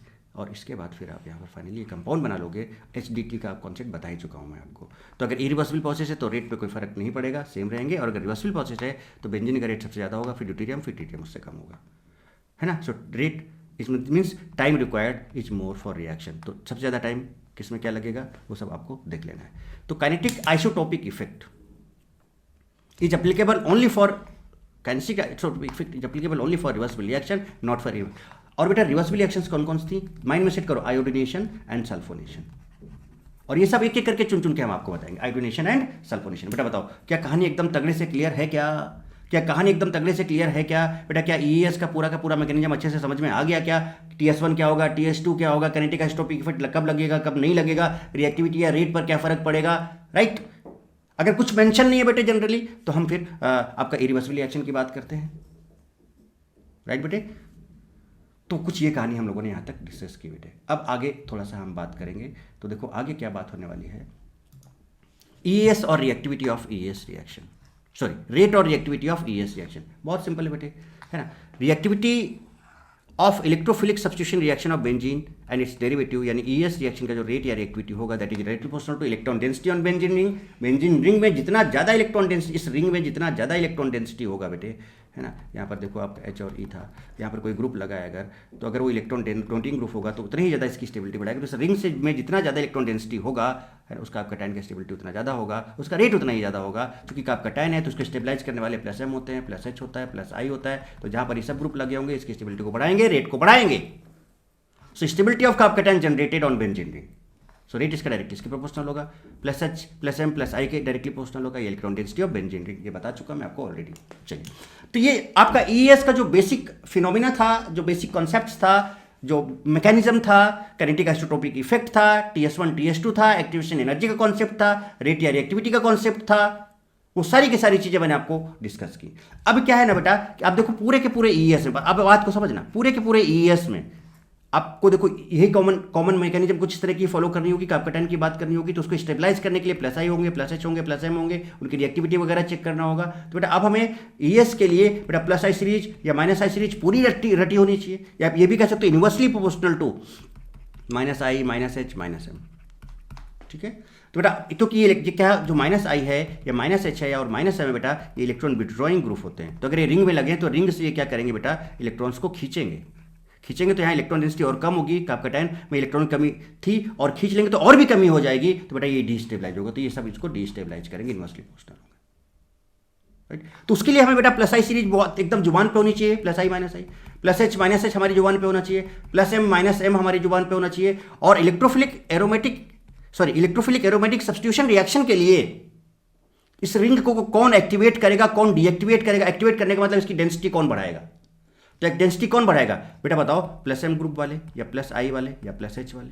डेंसिटी घटाएगा कौन, इसको डीएक्टिवेट कौन करेगा? इलेक्ट्रोफाइल को अटैक कराना है इसको, तो इलेक्ट्रोफाइल तो वहां अटैक करेगा जहां पर इलेक्ट्रॉन डेंसिटी ज्यादा होगी। तो बेटा अगर इलेक्ट्रॉन डेंसिटी ज्यादा होगी तो ये एक्टिवेट हो जाएगा। तो इलेक्ट्रॉन डेंसिटी बढ़ाएगा कौन, प्लस H प्लस M या प्लस I बढ़ाएगा। घटाएगा कौन बेटा, आपका माइनस M माइनस H या फिर माइनस I, ये आपके डीएक्टिवेटिंग ग्रुप्स होंगे। और बेटा ये आपके एक्टिवेटिंग ग्रुप्स होंगे for this EAS reaction, electrophilic aromatic substitution reaction. तो अगर आपका प्लस I प्लस H या प्लस M है तो बेटा आपके कौन से ग्रुप होंगे, एक्टिवेटिंग ग्रुप होंगे फॉर ES रिएक्शन। क्यों होंगे समझ रहे हो ना, क्योंकि इलेक्ट्रॉन डेंसिटी रिंग का बढ़ाएंगे, कैटायन की स्टेबिलिटी को बढ़ाएंगे। और माइनस I माइनस H और माइनस M बेटा आपके डीएक्टिवेटिंग ग्रुप होंगे फॉर ES रिएक्शन, क्योंकि रिंग से इलेक्ट्रॉन को खींचेंगे, क्योंकि इलेक्ट्रॉन विड्रॉइंग ग्रुप्स होते हैं। खींचेंगे तो रिंग में इलेक्ट्रॉन डेंसिटी कम होगी, कैटायन डिस्टेबलाइज होगा, तो बेटा इस रिंग को क्या करेगा, ये डीएक्टिवेट करेगा। तो एक्टिवेटिंग और डीएक्टिवेटिंग का मतलब भी आप समझ रहे हो। तो बेटा कहने का मतलब अल्टीमेटली कि अब टाइम ये आ गया कि हम सारी सीरीज एकदम रट्टा मार ले और एकदम माइंड में सेट कर ले। हमें पता होना चाहिए किसका ऑर्डर, कौन सा ग्रुप का पावर ज़्यादा होगा, प्लस H या प्लस M का, माइनस I या माइनस I या फिर प्लस I का, प्लस M या फिर माइनस M का। पूरा ग्रुप का ऑर्डर पता होना चाहिए कि कौन ज़्यादा कर सकता है, कौन कम कर सकता है, कोई खींच रहा है तो कौन ज़्यादा खींच लेगा, कोई दे रहा है तो कौन ज़्यादा दे लेगा। तो वो सारी चीज़ें, सारे पावर हमें एकदम माइंड में सेट होनी चाहिए ज़बरदस्त खतरनाक तरीके से बेटे, तभी आप ES को बहुत अच्छा कर सकते हो। तो बेटा ES अच्छा करने के लिए मैं बार बार बोल रहा हूँ, आपको ये सारी चीज़ें बहुत तगड़े से पता होनी चाहिए। क्या क्या, plus M minus M, plus H minus H, plus I minus I series, ये पूरी पता होना चाहिए। तो इसके लिए मैंने रखा है VKST, और आपको ये सारी चीज़ें भी एक बार हम क्लियर कर देंगे। अब आप बोलोगे सर आपने GOC में भी तो कराया है, यस बिल्कुल कराया है। अब बेटा यहाँ पे क्यों दोबारा करा रहा हूँ, आप समझ रहे हो कि बिना इसके आप ES को टच भी नहीं कर सकते। और ये एरोमेटिक केमिस्ट्री जो बात कर रहे हैं बेटा, एरोमेटिक केमिस्ट्री पूरा का पूरा इन पर डिपेंड करता है। तो जस्ट एक बार आप और देखें, है ना, हो सकता है कि आपने पहले देख रखा हो या फिर हो सकता है कुछ लोगों ने पहले नहीं देखा होगा। तो बेटा उन सब के लिए है, सभी के लिए, अगर न्यू व्यूवर्स हैं तो उनके लिए भी है कि हम एक बार आपको जस्ट ये चीज़ें जरूर बता दें, सो दैट कि हमें आगे ईएएस को समझने में दिक्कत ना हो। कहानी एकदम बेटे समझ में आ रही सही से कि नहीं? बढ़िया तगड़े से बात को समझ रहे हो कि नहीं समझ रहे हो? तो इस तरह से इसको हम प्रॉपर तरीके से समझेंगे, पूरी वीकेएसटी को सेट करेंगे और इसका प्रैक्टिस जरूर कर लेना जबरदस्त। देखो बेटा इसका इंपॉर्टेंस आपको आगे पता चलेगा। मैं बता रहा हूँ, बार बार बोल दे रहा हूँ कि ये चीज़ आपके, मैं बार बार बोल रहा हूँ, सुन लो, गला फाड़ फाड़ के बोल रहा हूँ कि सीरीज तीनों की तीनों आपके माइंड में सेट होनी चाहिए। मतलब कि कोई भी कंपाउंड दिख जाए तो तुरंत आपको कंपेयर करना चाहिए, अच्छा इसका कम इसका ज़्यादा होता है। आप लॉजिक लगा के भी कर सकते हो, बट बेटा अगर आपको बहुत फास्ट काम करना है तो वीकेएसटी कर लो ना, तो आप फटाफट चुटकी में काम करते चले जाओगे, तुरंत बताते चले जाओगे क्या आंसर होगा, कि कहाँ पर रेट कम होगा, कहाँ पर रेट ज़्यादा होगा, कौन से रिएक्शन में क्या इफेक्ट, क्या चीज़ें होंगी, वो सब का आप बहुत अच्छे से बहुत डिटेल में बता सकते हो बेटे। ओके चलिए बेटा, तो अब इन सबके सीरीज की बात करते हैं और एक एक करके सबको चुन चुन के समझते हैं। चलिए एक एक करके ध्यान से देखना बेटे। सबसे पहले मैं आपको एक ट्रिक बताने जा रहा हूँ बेटा, किसकी, VKST for plus M and minus M. इस चीज़ को समझते हैं पहले तगड़े से और देखते जाइए आप। मान लीजिए बेटा ये बेंजीन रिंग है और इससे डायरेक्टली अटैच्ड कोई एटम एक एक्स है, एक्स या वाई कुछ भी बोल सकते हो इसको। सो एटम, दिस एटम, ध्यान रखना, this atom is directly bonded with this ring, atom directly attached to the ring. अब अगर ये एक्स जो है इस पर लोन पेयर हो जाए, जरा देखते जाइए, जो डायरेक्टली अटैच्ड, ध्यान रखना, जो डायरेक्टली अटैच्ड है, ध्यान रखना, दो डायरेक्टली अटैच्ड है, अगर उस पर लोन पेयर हो जाए, या फिर इस एटम पर क्या हो जाए, माइनस चार्ज हो जाए, या फिर ये पूरा का पूरा एटम एक्स CH3 हो जाए, कुछ इस तरह से ये CH3 हो जाए, समझना। तो जो भी ग्रुप यहां पे लगा होगा, यहां पर अगर यहां पर लोन पेयर है या माइनस है या CH3 है, तो बेटा ये क्या होंगे, इलेक्ट्रॉन डोनेटिंग ग्रुप होंगे, प्लस एम ग्रुप होंगे, और ये ortho and para directing groups होंगे, ortho and para directing groups होंगे। और ये चूंकि प्लस एम ग्रुप है तो बेटा इलेक्ट्रॉन डोनेटिंग होता है, जो इलेक्ट्रॉन इसको डोनेट करेगा वो इसकी डेंसिटी को बढ़ाएगा, तो ES के लिए ये कैसे हो जाएंगे, एक्टिवेटिंग हो जाएंगे। So these groups are activating groups, समझना बात को। चूंकि रेजोनेंस अब इलेक्ट्रॉन डेंसिटी अगर देगा तो इलेक्ट्रॉन डेंसिटी कहाँ पे बढ़ाएगा, रेजोनेंस की वजह से ऑर्थो एंड पारा पे इफेक्ट होता है, तो यहाँ इलेक्ट्रॉन डेंसिटी ये बढ़ेगा, तो इलेक्ट्रोफाइल का अटैक करने के चांसेस कहाँ पे होंगे, ऑर्थो एंड पारा पे होंगे, इसलिए ऑर्थो एंड पारा डायरेक्टिंग होगा। चलिए अगर ये एक्स जो है इस एक्स पर प्लस चार्ज आ जाए बेटे, या एक्स से डायरेक्टली अटैच डबल बॉन्ड हो, समझना बात, ये भी समझ लो, या इस एक्स से डायरेक्टली अटैच ट्रिपल बॉन्ड हो, राइट। तो यहां पर अगर आपका प्लस है, इस एक्स पर प्लस है, या फिर इस पर डायरेक्टली डबल बॉन्ड अटैच्ड है, या फिर ट्रिपल बॉन्ड अटैच्ड है, तो बेटा ये जो ग्रुप होते हैं आपके माइनस एम ग्रुप होते हैं, इलेक्ट्रॉन विड्रॉइंग ग्रुप्स होते हैं, इलेक्ट्रॉन को खींचेंगे तो कहाँ से खींचेंगे, इलेक्ट्रॉन डेंसिटी ऑर्थो से खींचेंगे, यहाँ इलेक्ट्रॉन डेंसिटी कम होगा, यहाँ कम होगा, एंड पारा में कम होगा।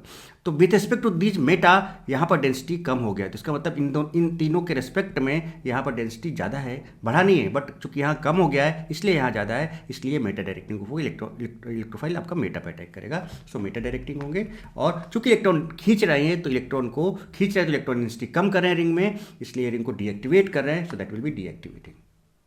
देखिए, so lone pair minus plus double triple या CH3 कैसे कैसे क्या क्या है, कहां पर कैसे क्या, वो मैंने आपको बता दिया, must be directly attached with ring, है ना। रिंग का मतलब ये डबल और ट्रिपल समझना कहां पर होने चाहिए, एक्स पर होना चाहिए, डबल एक्स पर होना चाहिए और ट्रिपल भी एक्स से डायरेक्टली अटैच ऐसे होना चाहिए।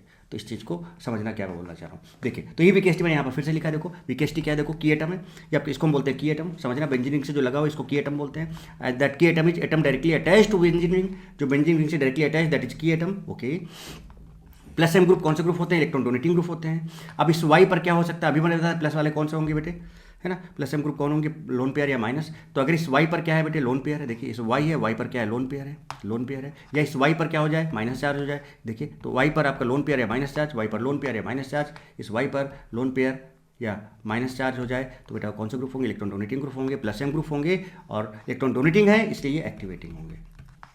चलिए आगे एग्जाम्पल जरा देखिएगा, प्लस एम ग्रुप के एग्जाम्पल्स बता दिया ना, वाई पर लोन पेयर है, वाई पर माइनस होना चाहिए। देखिए ये डायरेक्टली अटैच है, ये जो डायरेक्टली अटैच्ड बेटा, जो डायरेक्टली अटैच कार्बन है उस पर माइनस है, प्लस एम। डायरेक्टली अटैच देखो ऑक्सीजन, उस पर लोन पेयर है, प्लस एम। डायरेक्टली अटैच देखो ऑक्सीजन है, उस पर लोन पेयर है, प्लस एम। डायरेक्टली अटैच देखिए नाइट्रोजन, उस पर लोन पेयर है, प्लस एम। डायरेक्टली अटैच देखिए यहाँ पर ऑक्सीजन, डायरेक्टली अटैच जो है उसी पर देखना, उस पर लोन पेयर है, प्लस एम, एटसेट्रा। पहचान लोगे बेटे। चलिए आगे बात करते हैं। तो प्लस एम आपने देख लिया, अब प्लस एम सीरीज क्या है वो आपको दिखाते हैं, हम आपको उसको समझते हैं। तो plus M series, electron donating group, activating group for EAS। 1 degree amine क्या होता है, जब नाइट्रोजन से 1 कार्बन लगा हो। 2 डिग्री अमाइन क्या होता है, जब नाइट्रोजन से 2 कार्बन लगे हो। 3 डिग्री अमाइन क्या होता है, जब नाइट्रोजन से 3 कार्बन लगे हो। तो ये क्या है, सबसे ज़्यादा जो प्लस एम, सबसे ज़्यादा इलेक्ट्रॉन डोनेट करने का जो पावर होता है बेटा, वो CH2 माइनस का होता है। उससे कम NH माइनस का, उससे कम O माइनस का, उससे कम आपका 1 डिग्री। NH2 देखो 2 हाइड्रोजन लगे हैं, या ऐसे कह सकते हो 2 हाइड्रोजन आपको 1 degree amine, 1 hydrogen 3 degree amine, कोई हाइड्रोजन नहीं है तो आपका 3 डिग्री अमीन। बात समझो बेटा, समझो फिर से, 2 हाइड्रोजन है 1 डिग्री अमीन, सॉरी 1 हाइड्रोजन है बेटे 2 डिग्री अमीन, और अगर कोई हाइड्रोजन नहीं तो 3 डिग्री अमीन। तो देखिए ये 2 हाइड्रोजन, 1 हाइड्रोजन, कोई हाइड्रोजन नहीं, तो ये 1 डिग्री हो गया, 2 डिग्री अमाइन, ये 3 डिग्री अमाइन हो गया। फिर ये OH alcohol, OR methoxy ether group, NHCOR amide, NHCOR amide, NH से बॉन्ड लगा होना चाहिए, किससे लगा होना चाहिए, NH से लगा होना चाहिए, है ना। OCOR ईस्टर, O से बॉन्ड, O, ये जो फ्री वैलेंसी देख रहे हो ना बेटा, ये फ्री वैलेंसी रिंग से अटैच होगा। जैसे अगर हम इसका बना के दिखाएं आपको तो कुछ इस तरह से देखो, ये NHCOR, तो ये जो भी फ्री वैलेंसी है वो रिंग से अटैच होगा। तो किसका रिंग से अटैच है, नहीं इस तरह से ध्यान रखना। इसका फिर पीएच फिनाइल ग्रुप होगा, फ्लोरीन, क्लोरीन, ब्रोमीन, आयोडीन होगा।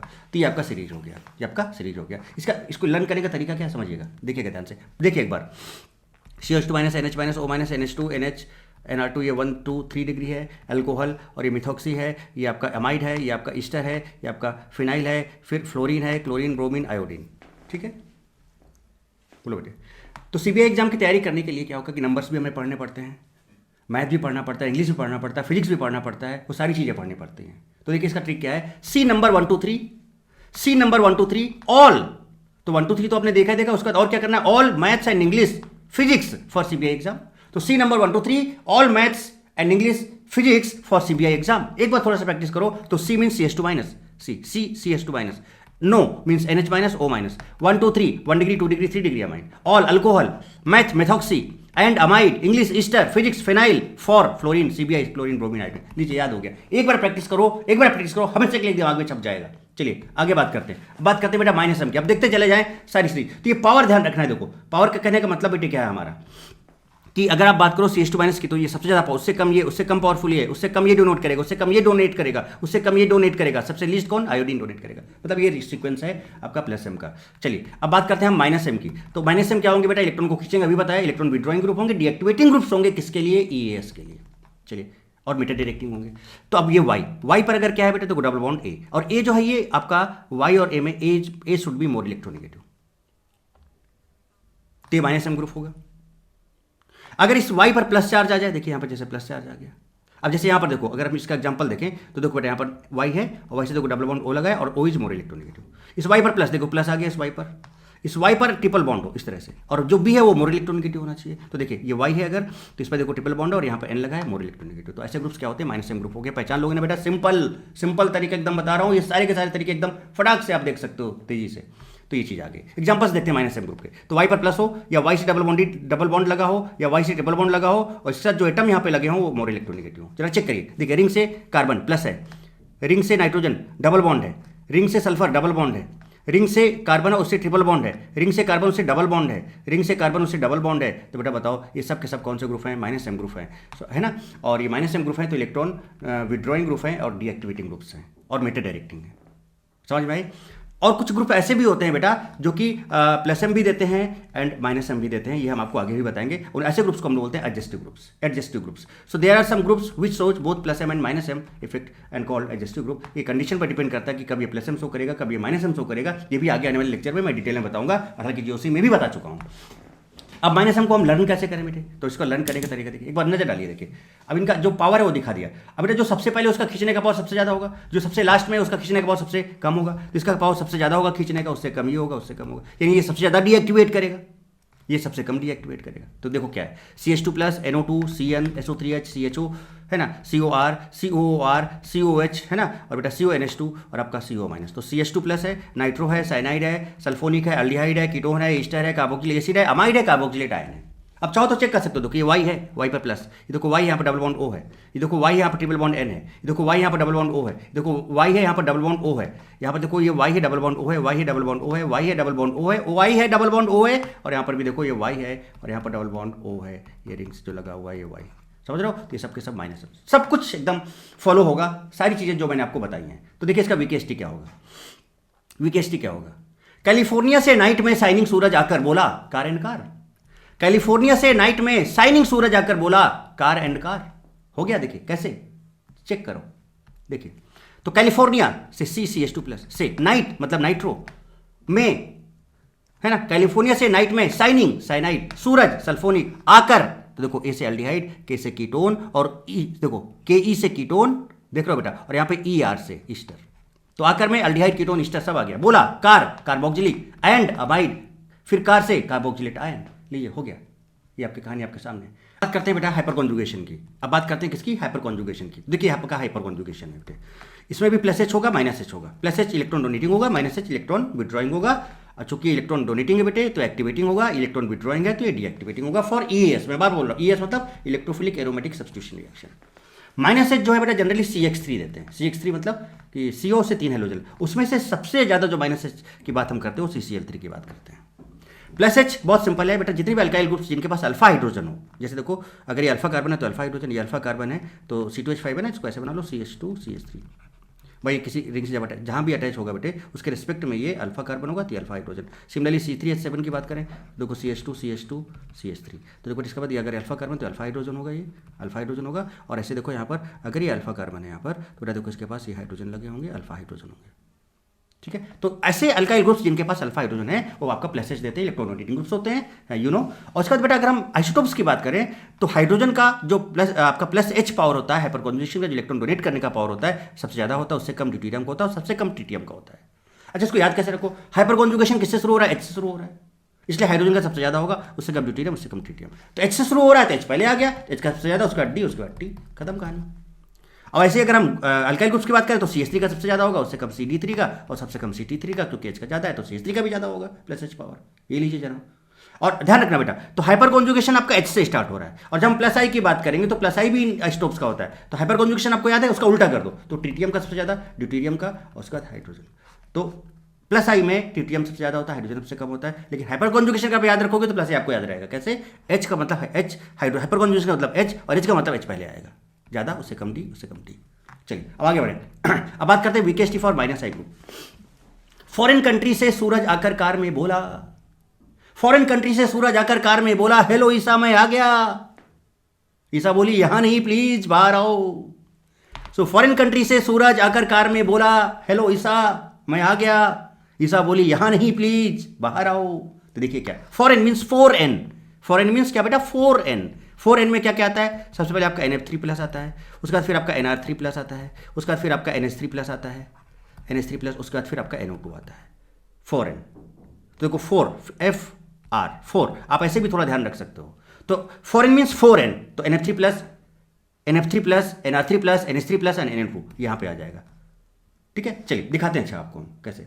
तो देखिए फॉरेन कंट्री से, तो फॉरेन 4n ऐसे याद रखो, 4n NF3 plus, NR3 plus, NH3 plus, NO2 से सूरज सल्फोनिक, आकर अल्डिहाइड, के ई से कीटोन, बोलो ना बेटा, सो अल्डिहाइड कीटोन, आकर कार कार्बोक्सिलिक, में बोला halo halogens, fluorine chlorine bromine iodine. Halo ईसा, ईसा ईस्टर, ये देखो ईस्टर ग्रुप। ईसा मैं आ गया, मैं मिथॉक्सी, आ गया आ मीन्स अल्कोहल। ईसा बोली यहां नहीं प्लीज बाहर आओ, यहां आइन, देखो आइन नहीं, NH2 प्लीज, PH2 बाहर, बेंजीन पीएच ग्रुप, आओ अल्कीन। लीजिए बेटा सब एकदम बढ़िया से लिख के जबरदस्त प्रैक्टिस कर डालो बेटे। और ये देखो उसका पावर, तो माइनस आई पावर सबसे ज़्यादा इसका होगा, सबसे कम इसका होगा। देखो फॉरेन कंट्री से सूरज आकर अल्डिहाइड कीटोन बोला, बोलो बेटा समझ रहे हो। तो ये पूरा का पूरा टेक्निक और ट्रिक आपको याद रखना है, पूरा का पूरा जो वीकेएसटी आपको याद रखना है, उसके बेसिस पे आपको यहाँ से यहाँ तक चले जाना है। एक बार प्रैक्टिस कर लो बेटे, एक बार प्रैक्टिस कर लो जबरदस्त तरीके से। प्लस आई सीरीज इलेक्ट्रॉन डोनेटिंग ग्रुप्स होते हैं ये। जैसे माइनस आई क्या था आपका, इलेक्ट्रॉन विड्रॉइंग ग्रुप था, है ना, डीएक्टिवेटिंग था। ये आपका क्या होगा, एक्टिवेटिंग होगा। तो देखो CH2 माइनस, उसके बाद NH माइनस, फिर O माइनस, फिर CO माइनस, फिर 3 डिग्री, 2 डिग्री, 1 डिग्री, 0 डिग्री, फिर ट्रिटियम, ड्यूटेरियम, हाइड्रोजन। अब देखो इन तीनों के मैं बताया था ना कि हाइपर कॉन्जुगेशन HDT होता है, इसका उल्टा कर दो तो प्लस आई में TDH हो जाता है। 3 डिग्री का मतलब 3 डिग्री अल्काइल, देखिए कार्बन से 3 अल्काइल ग्रुप लगे हो। 2 डिग्री का मतलब यहाँ पर जो 2 डिग्री लिखा है मतलब 2 डिग्री अल्काइल, 2 अल्काइल ग्रुप लगे हो। सेम भी हो सकते हैं, डिफरेंट भी हो सकते हैं, सेम भी हो सकते हैं, डिफरेंट भी हो सकते हैं। 1 डिग्री का मतलब 1 अल्काइल ग्रुप लगाओ, और 0 का मतलब कि एक भी R ना हो, तीनों के तीनों हाइड्रोजन, राइट। तो ये आपके सीरीज है, आपकी प्लस आई इफेक्ट सीरीज है। इसको भी आप सिंपल ऐसे याद रख सकते हो कैसे, वीकेएसटी क्या देखो, सीनो करो 3210 तुम दिल से, सीनो करो 3210 तुम दिल से। तो C no CH2 minus, no NH minus, no में NH माइनस, O माइनस, करो carboxylate, 3210, 3 degree, 2 degree, 1 degree, 0 degree. तुम दिल से हाँ, सीनो करो 3210 तुम दिल से हाँ। तो देखो तुम टी दिल दी से हाँ एच, ये लीजिए बेटा सारे के सारे। आप बताओ क्या बेटा हमने प्लस एम माइनस एम याद करा दिया आपको, क्या मैंने प्लस एच माइनस एच याद करा दिया, क्या मैंने प्लस आई माइनस आई याद करा दिया, सारी सीरीज, सारे सीक्वेंस, सारा VKST, सारा चीज़ आपके सामने है बेटा, सब कुछ एक एक करके मैंने। और ये बार बार जब तक मैं ES आपको एरोमेट केमिस्ट्री पढ़ाता रहूँगा तब तक इन सब चीज़ों की जरूरत पड़ती रहेगी। तो बेटा इनको माइंड में एकदम सेट कर लो मस्त और ज़बरदस्त तरीके से। चलिए अब आगे बात करें, आगे बात करते हैं क्वेश्चंस बेस्ड ऑन रेट और रिएक्टिविटी ऑफ ES। बताओ बेटा रेट कौन बढ़ाएगा? Rate is directly proportional to stability of cation, right. Stability of cation किसके डायरेक्टली प्रोपोर्शनल होगा? जो इलेक्ट्रॉन डोनेटिंग ग्रुप्स होंगे।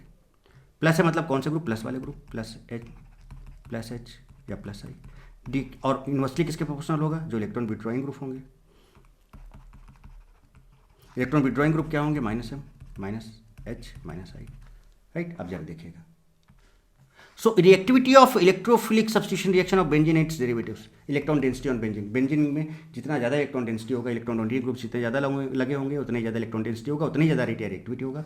Plus I plus H plus M effect group के डायरेक्टली प्रोपोर्शनल होगा, या स्टेबिलिटी ऑफ कैटायन, या inversely proportional to electron withdrawing group, या inversely proportional to minus M minus H minus I, ये सारी चीज़ें, ठीक है। चलिए, so rate of ES is directly proportional to electron density on benzene ring. Compare ES rate compare करो। चलो फटाफट देखते जाए बेटे, शुरू किया जाए भाई। तो रिंग की इलेक्ट्रॉन डेंसिटी देखनी है हमको, रिंग की इलेक्ट्रॉन डेंसिटी देखनी है इस रिंग की। तो देखिए CH3 आपका प्लस एच देता है, ये भी अल्काइल ग्रुप है प्लस एच देगा, ये भी आपका प्लस एच देगा। लेकिन बेटा क्या यहाँ पर ये जो देखो इससे अटैच कार्बन आपका अल्फा होगा और ये अल्फा हाइड्रोजन, ये अल्फा होगा, ये अल्फा हाइड्रोजन, ये अल्फा होगा, ये अल्फा हाइड्रोजन। यहाँ पर अगर आप देखो ये प्लस एच दे रहा है तो इसके पास 3 अल्फा हाइड्रोजन है, इसके पास बेटा 2 अल्फा हाइड्रोजन है, इसके पास बेटा 1 अल्फा हाइड्रोजन है, इसके पास नो अल्फा हाइड्रोजन। तो नो अल्फा हाइड्रोजन मतलब no H, hyperconjugation effect नहीं होगा। तो ये आपका 3 अगले ग्रुप लेंगे प्लस आई देगा। अब सबसे ज़्यादा पावरफुल कौन होता है? प्लस एम होगा, सबसे ज़्यादा रोनेट करेगा, उससे कम प्लस एच वाला, उससे कम प्लस आई वाला, ये ऑर्डर रहता है जनरली, ठीक है। ओके, तो अब देखो बेटा सबसे ज़्यादा यहाँ पर सबसे ज़्यादा इलेक्ट्रॉन डेंसिटी कौन बढ़ा रहा है? जहाँ पर सबसे ज़्यादा प्लस एच है, तो देखो प्लस एच ए भी बढ़ा रहा है, प्लस एच ए भी बढ़ा रहा है, प्लस एच ए भी बढ़ा रहा है, प्लस आई ए भी बढ़ा रहा है। इसका मतलब यहाँ पे नहीं बढ़ रहा है, इन सब में बढ़ रहा है। इसका मतलब ये तो सबसे लास्ट में चला गया, यहाँ इलेक्ट्रॉन डेंसिटी सबसे कम हो गई। अब इन चारों में सबसे ज़्यादा इलेक्ट्रॉन डेंसिटी कहाँ पे होगा? 3 अल्फा, जहाँ पे देखो बी, देखो बी।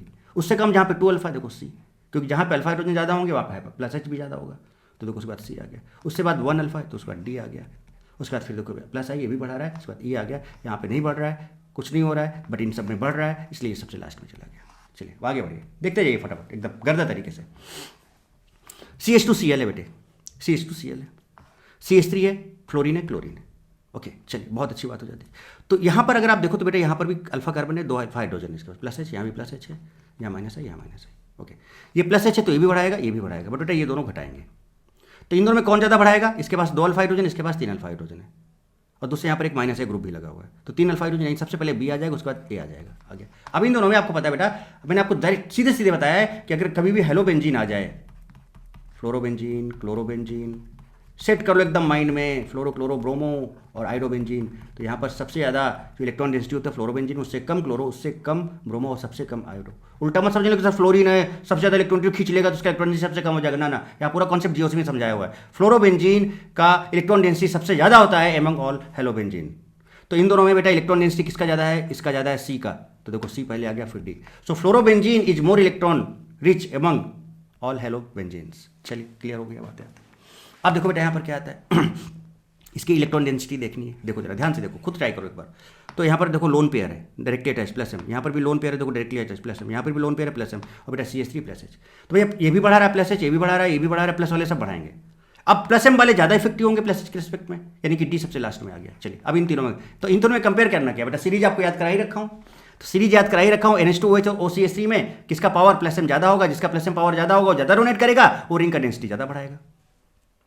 सिंपल सा लॉजिक है बेटे, सिंपल सा लॉजिक है। NH2OH से OCH3, आप चाहो तो हम आपको दिखाएं एक बार प्लस एम वाला, वेट अच्छा। NH2OH OCH3 में देखना है हमको, NH2OH OCH3 में देखना है हमको, जस्ट वेट।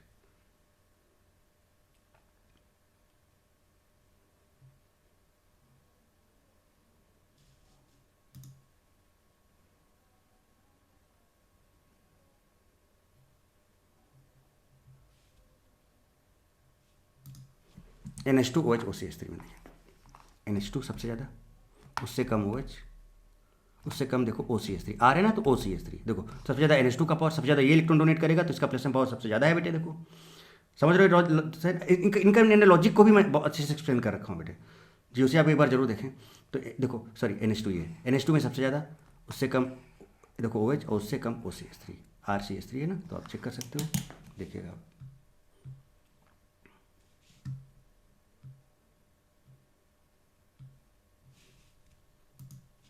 देखिए तो NH2OH OCH3 तो ये सबसे ज़्यादा NH2 में, तो A सबसे पहले, उससे कम OH में B उसके बाद, उससे कम OCH3 C उसके बाद, आपके सामने है बेटे। तो देखो सीरीज बहुत काम की है बेटे। अब इसमें कंपेयर करने इनकी बेंजीन रिंग को हम कंपेयर करते हैं।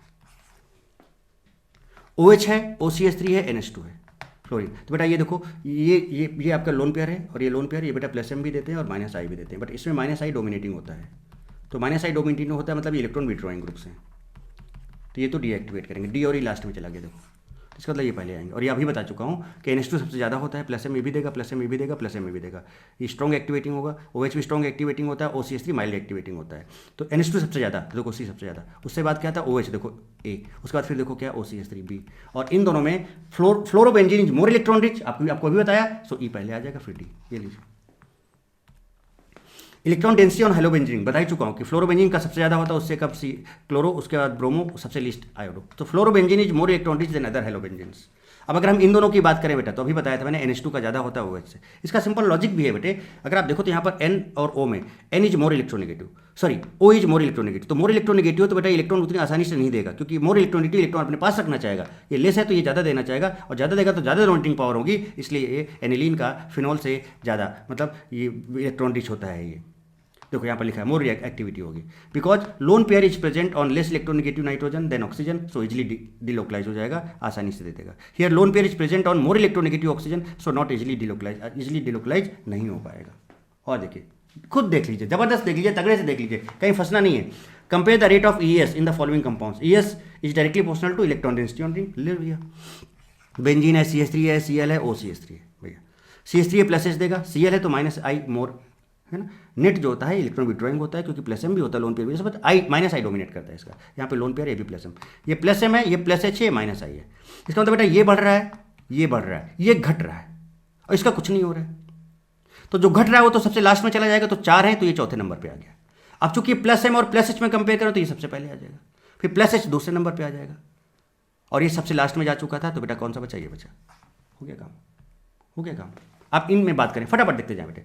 ये माइनस M देगा, ये प्लस H देगा। क्यों माइनस M देगा सब पता है आपको, माइनस M देगा तो ये सबसे लास्ट में चला गया, ठीक है, 3 नंबर हो गया। अब अगर हम बात करें इन दोनों में, तो इन दोनों में ये प्लस H दे रहा है भैया, तो इलेक्ट्रॉन डोनेटिंग ग्रुप है, तो ये सबसे पहले, फिर ये दूसरा। अब इसकी बात करें अगर हम, इसकी बात को समझना जरा सा, ध्यान दीजिए, गौर फरमाइएगा जनाब। इसको थोड़ा सा अगर मैं लिख लूँ यहाँ पर CH3, यहाँ पर CH2 CH3, यहाँ पे CH, सीधे यहाँ पर C, यहाँ पर बेटा आपके पास 3 अल्फा हाइड्रोजन है, प्लस H दे रहा है, यहाँ पर 2 अल्फा हाइड्रोजन, प्लस H दे रहा है, यहाँ पर 1 अल्फा हाइड्रोजन है, यहाँ पर 0 अल्फा हाइड्रोजन है, यानी नो प्लस H, I होगा यहाँ पर। लो तो I प्लस H और I में, यानी सब में प्लस प्लस ग्रुप है, सब बढ़ा रहे हैं। अच्छा यहाँ पर नीचे लिखा भी मैंने, देखो यहाँ पर, ओके। अब बताओ सबसे ज़्यादा कहाँ पर होगा, ये, उससे कम इसमें, उससे कम इसमें, और उसके बाद I वाला लास्ट में जाएगा। इन दोनों में देखो बेटा, ये आपका प्लस H देगा और ये माइनस M देगा। माइनस M डीएक्टिवेट कराएगा, डेंसिटी को खत्म करेगा, तो ये लास्ट में जाएगा। आप एक्टिवेट ये कराएगा क्योंकि प्लस H ये देगा, ये लेगा तो इलेक्ट्रॉन डेंसिटी यहाँ ज़्यादा होगा। इसमें देखो यहाँ पर OCH3 प्लस M देगा, यहाँ पर CO है माइनस M देगा, तो बेटा जो प्लस M वाला है वो एक्टिवेट करेगा।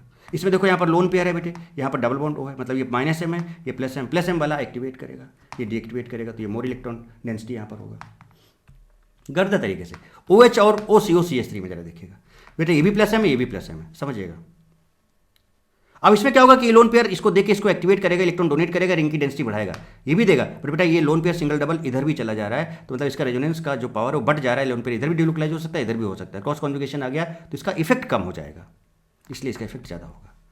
NH2 और NH में ये भी प्लस M दे रहा है, ये भी प्लस M, हालांकि मैं बता चुका हूँ आपको, बट फिर भी आपको सीरीज में लिखा हुआ है, बट फिर भी इसमें केवल और केवल इधर जाएगा, डेंसिटी बढ़ाएगा, बट इधर भी जाएगा, इसमें कुछ पार्ट इधर भी बढ़ जाएगा। रेजोनेंस में देखो लोन पेयर सिंगल डबल है, इसलिए कम देगा, ये ज़्यादा देगा। ये लीजिए जनाब, ये लीजिए जनाब, compare rate of nitration and rate of sulphonation. मैंने आपको स्टार्टिंग में एक टेबल बताया था, हालांकि ये चीज़ मैं डिटेल में डिस्कस करूंगा। नाइट्रेशन आपका इरिवर्सिबल होता है, इसमें कोई भी काइनेटिक आइसोटोपिक इफेक्ट नहीं लगता है, बता चुका हूँ। सल्फोनेशन और आयोडोनेशन आपका इरिवर्सिबल रिएक्शन होता है, इसमें आइसोटोपिक इफेक्ट लगता है। तो अगर हम बात करें C6H6 C6D6 की, तो बेटा रेट ऑफ नाइट्रेशन में यहाँ पर आइसोटोप्स की वजह से कोई फर्क नहीं पड़ेगा, तीनों में रेट इक्वल होगा। बट सल्फोनेशन की बात करें तो बेटा ये रिवर्सिबल रिएक्शन होता है, यहाँ पर काइनेटिक आइसोटोपिक इफेक्ट लगता है। तो यहाँ पर अगर टी को निकालना सबसे मुश्किल होगा, इसलिए उसका रेट कम हो जाएगा, इसका रेट सबसे कम हो जाएगा। हाइड्रोजन का रेट, ये CH बॉन्ड आसानी से ब्रेक होगा क्योंकि इसका बॉन्ड एनर्जी कम होगा विद रिस्पेक्ट टू CT, ठीक है। तो बेटा इसलिए इसका रेट सबसे ज़्यादा, उससे कम ये, उससे कम ये। तो जो भी रिवर्सिबल रिएक्शंस होती हैं लाइक सल्फोनेशन एंड आयोडोनेशन, वहाँ पर काइनेटिक आइसोटोपिक इफेक्ट लगता है। और नाइट्रेशन या और जितनी भी चीज़ें बनाते हैं, नाइट्रेशन बताया था मैंने, है ना, मिथाइलेशन, क्लोरिनेशन, बहुत कई सारी चीज़ें मैंने आपको, नाइट्रोसोएशन, वो सब आपके इरिवर्सिबल रिएक्शंस होते हैं, वहाँ पर काइनेटिक आइसोटोपिक इफेक्ट नहीं लगता है। तो ये पहला लेक्चर था बेटे आपका किसका, एरोमेटिक केमिस्ट्री का, एरोमेटिक हाइड्रोकार्बन्स का। तो आई होप बेटा कि आपने बहुत इंजॉय किया होगा, बहुत सारी चीज़ें सीखोगे, बहुत कुछ। एक लेक्चर मैंने आपको पहले ही लेक्चर में देने की कोशिश की है और आपको थोड़ा सा मजबूत करने की कोशिश की है आगे आने वाले लेक्चर्स को समझने के लिए। तो जो भी टर्मिनोलॉजी मैंने आज डिस्कस की है बेटे ES को लेकर, या फिर जो भी VKST मैंने बताई है आपको प्लस M और माइनस M के लिए, प्लस I और माइनस I के लिए, प्लस H और माइनस H के लिए, वो सब आपके डायरेक्ट माइंड में होना चाहिए। आपने उसका एप्लीकेशन भी देख लिया कि अगर माइंड में होगा तो आप क्वेश्चन डायरेक्ट टिक मार सकते हो, लॉजिक भी लगा सकते हो। लॉजिकली भी मैंने आपको समझाया, सीरीज लर्न करके भी मैंने आपको समझाया। आप जैसा चाहो बेटे वैसा यूज़ करो, बट मैं ये बोलूँगा कि अगर आप थोड़ा और फास्ट करना चाहते हो तो ये सीरीज बेटा लर्न आप कर लेनी चाहिए, क्योंकि पूरे ऑर्गेनिक केमिस्ट्री में ये सीरीज कहीं पर भी किसी भी जगह लगता है, तो क्यों ना ये हमारे माइंड में एकदम सेट हो कि देखते हम बताएं कि ये इसका कम होगा, इसका ज़्यादा होगा। इसलिए मैंने आपके सामने VKST रखने की कोशिश की है बेटे। तो आई होप बेटा कि आपने बहुत इंजॉय किया, बहुत मजे किए बेटे। तो आपको लाइक, कमेंट, शेयर और सब्सक्राइब करना। पहले लेक्चर था ये L1 था एरोमेटिक केमिस्ट्री का, और तगड़े से देख लो बेटा, इसके प्रॉपर नोट्स बना लेना और आगे बढ़ते चले जाओ और देखो कि आप कितना इंजॉय करते चले जाओगे। बहुत अच्छी बहुत तगड़ी चीज़ें मैं आपको आगे सिखाने वाला हूँ आने वाले लेक्चर्स में। कई सारे लेक्चर्स इसके भी होंगे, बता दूंगा मैं कि कितने टोटल लेक्चर्स हैं 1-2 लेक्चर के बाद, ठीक है। और तो बेटा आपको क्या करना है, सब्सक्राइब करना है, शेयर करना है अपने फ्रेंड्स के साथ। और आज इस सेशन में बेटा इतना ही। थैंक यू सो मच बेटे, God bless you all, love you all. खूब पढ़ो, खूब लिखो, खूब आगे बढ़ो। Why not D.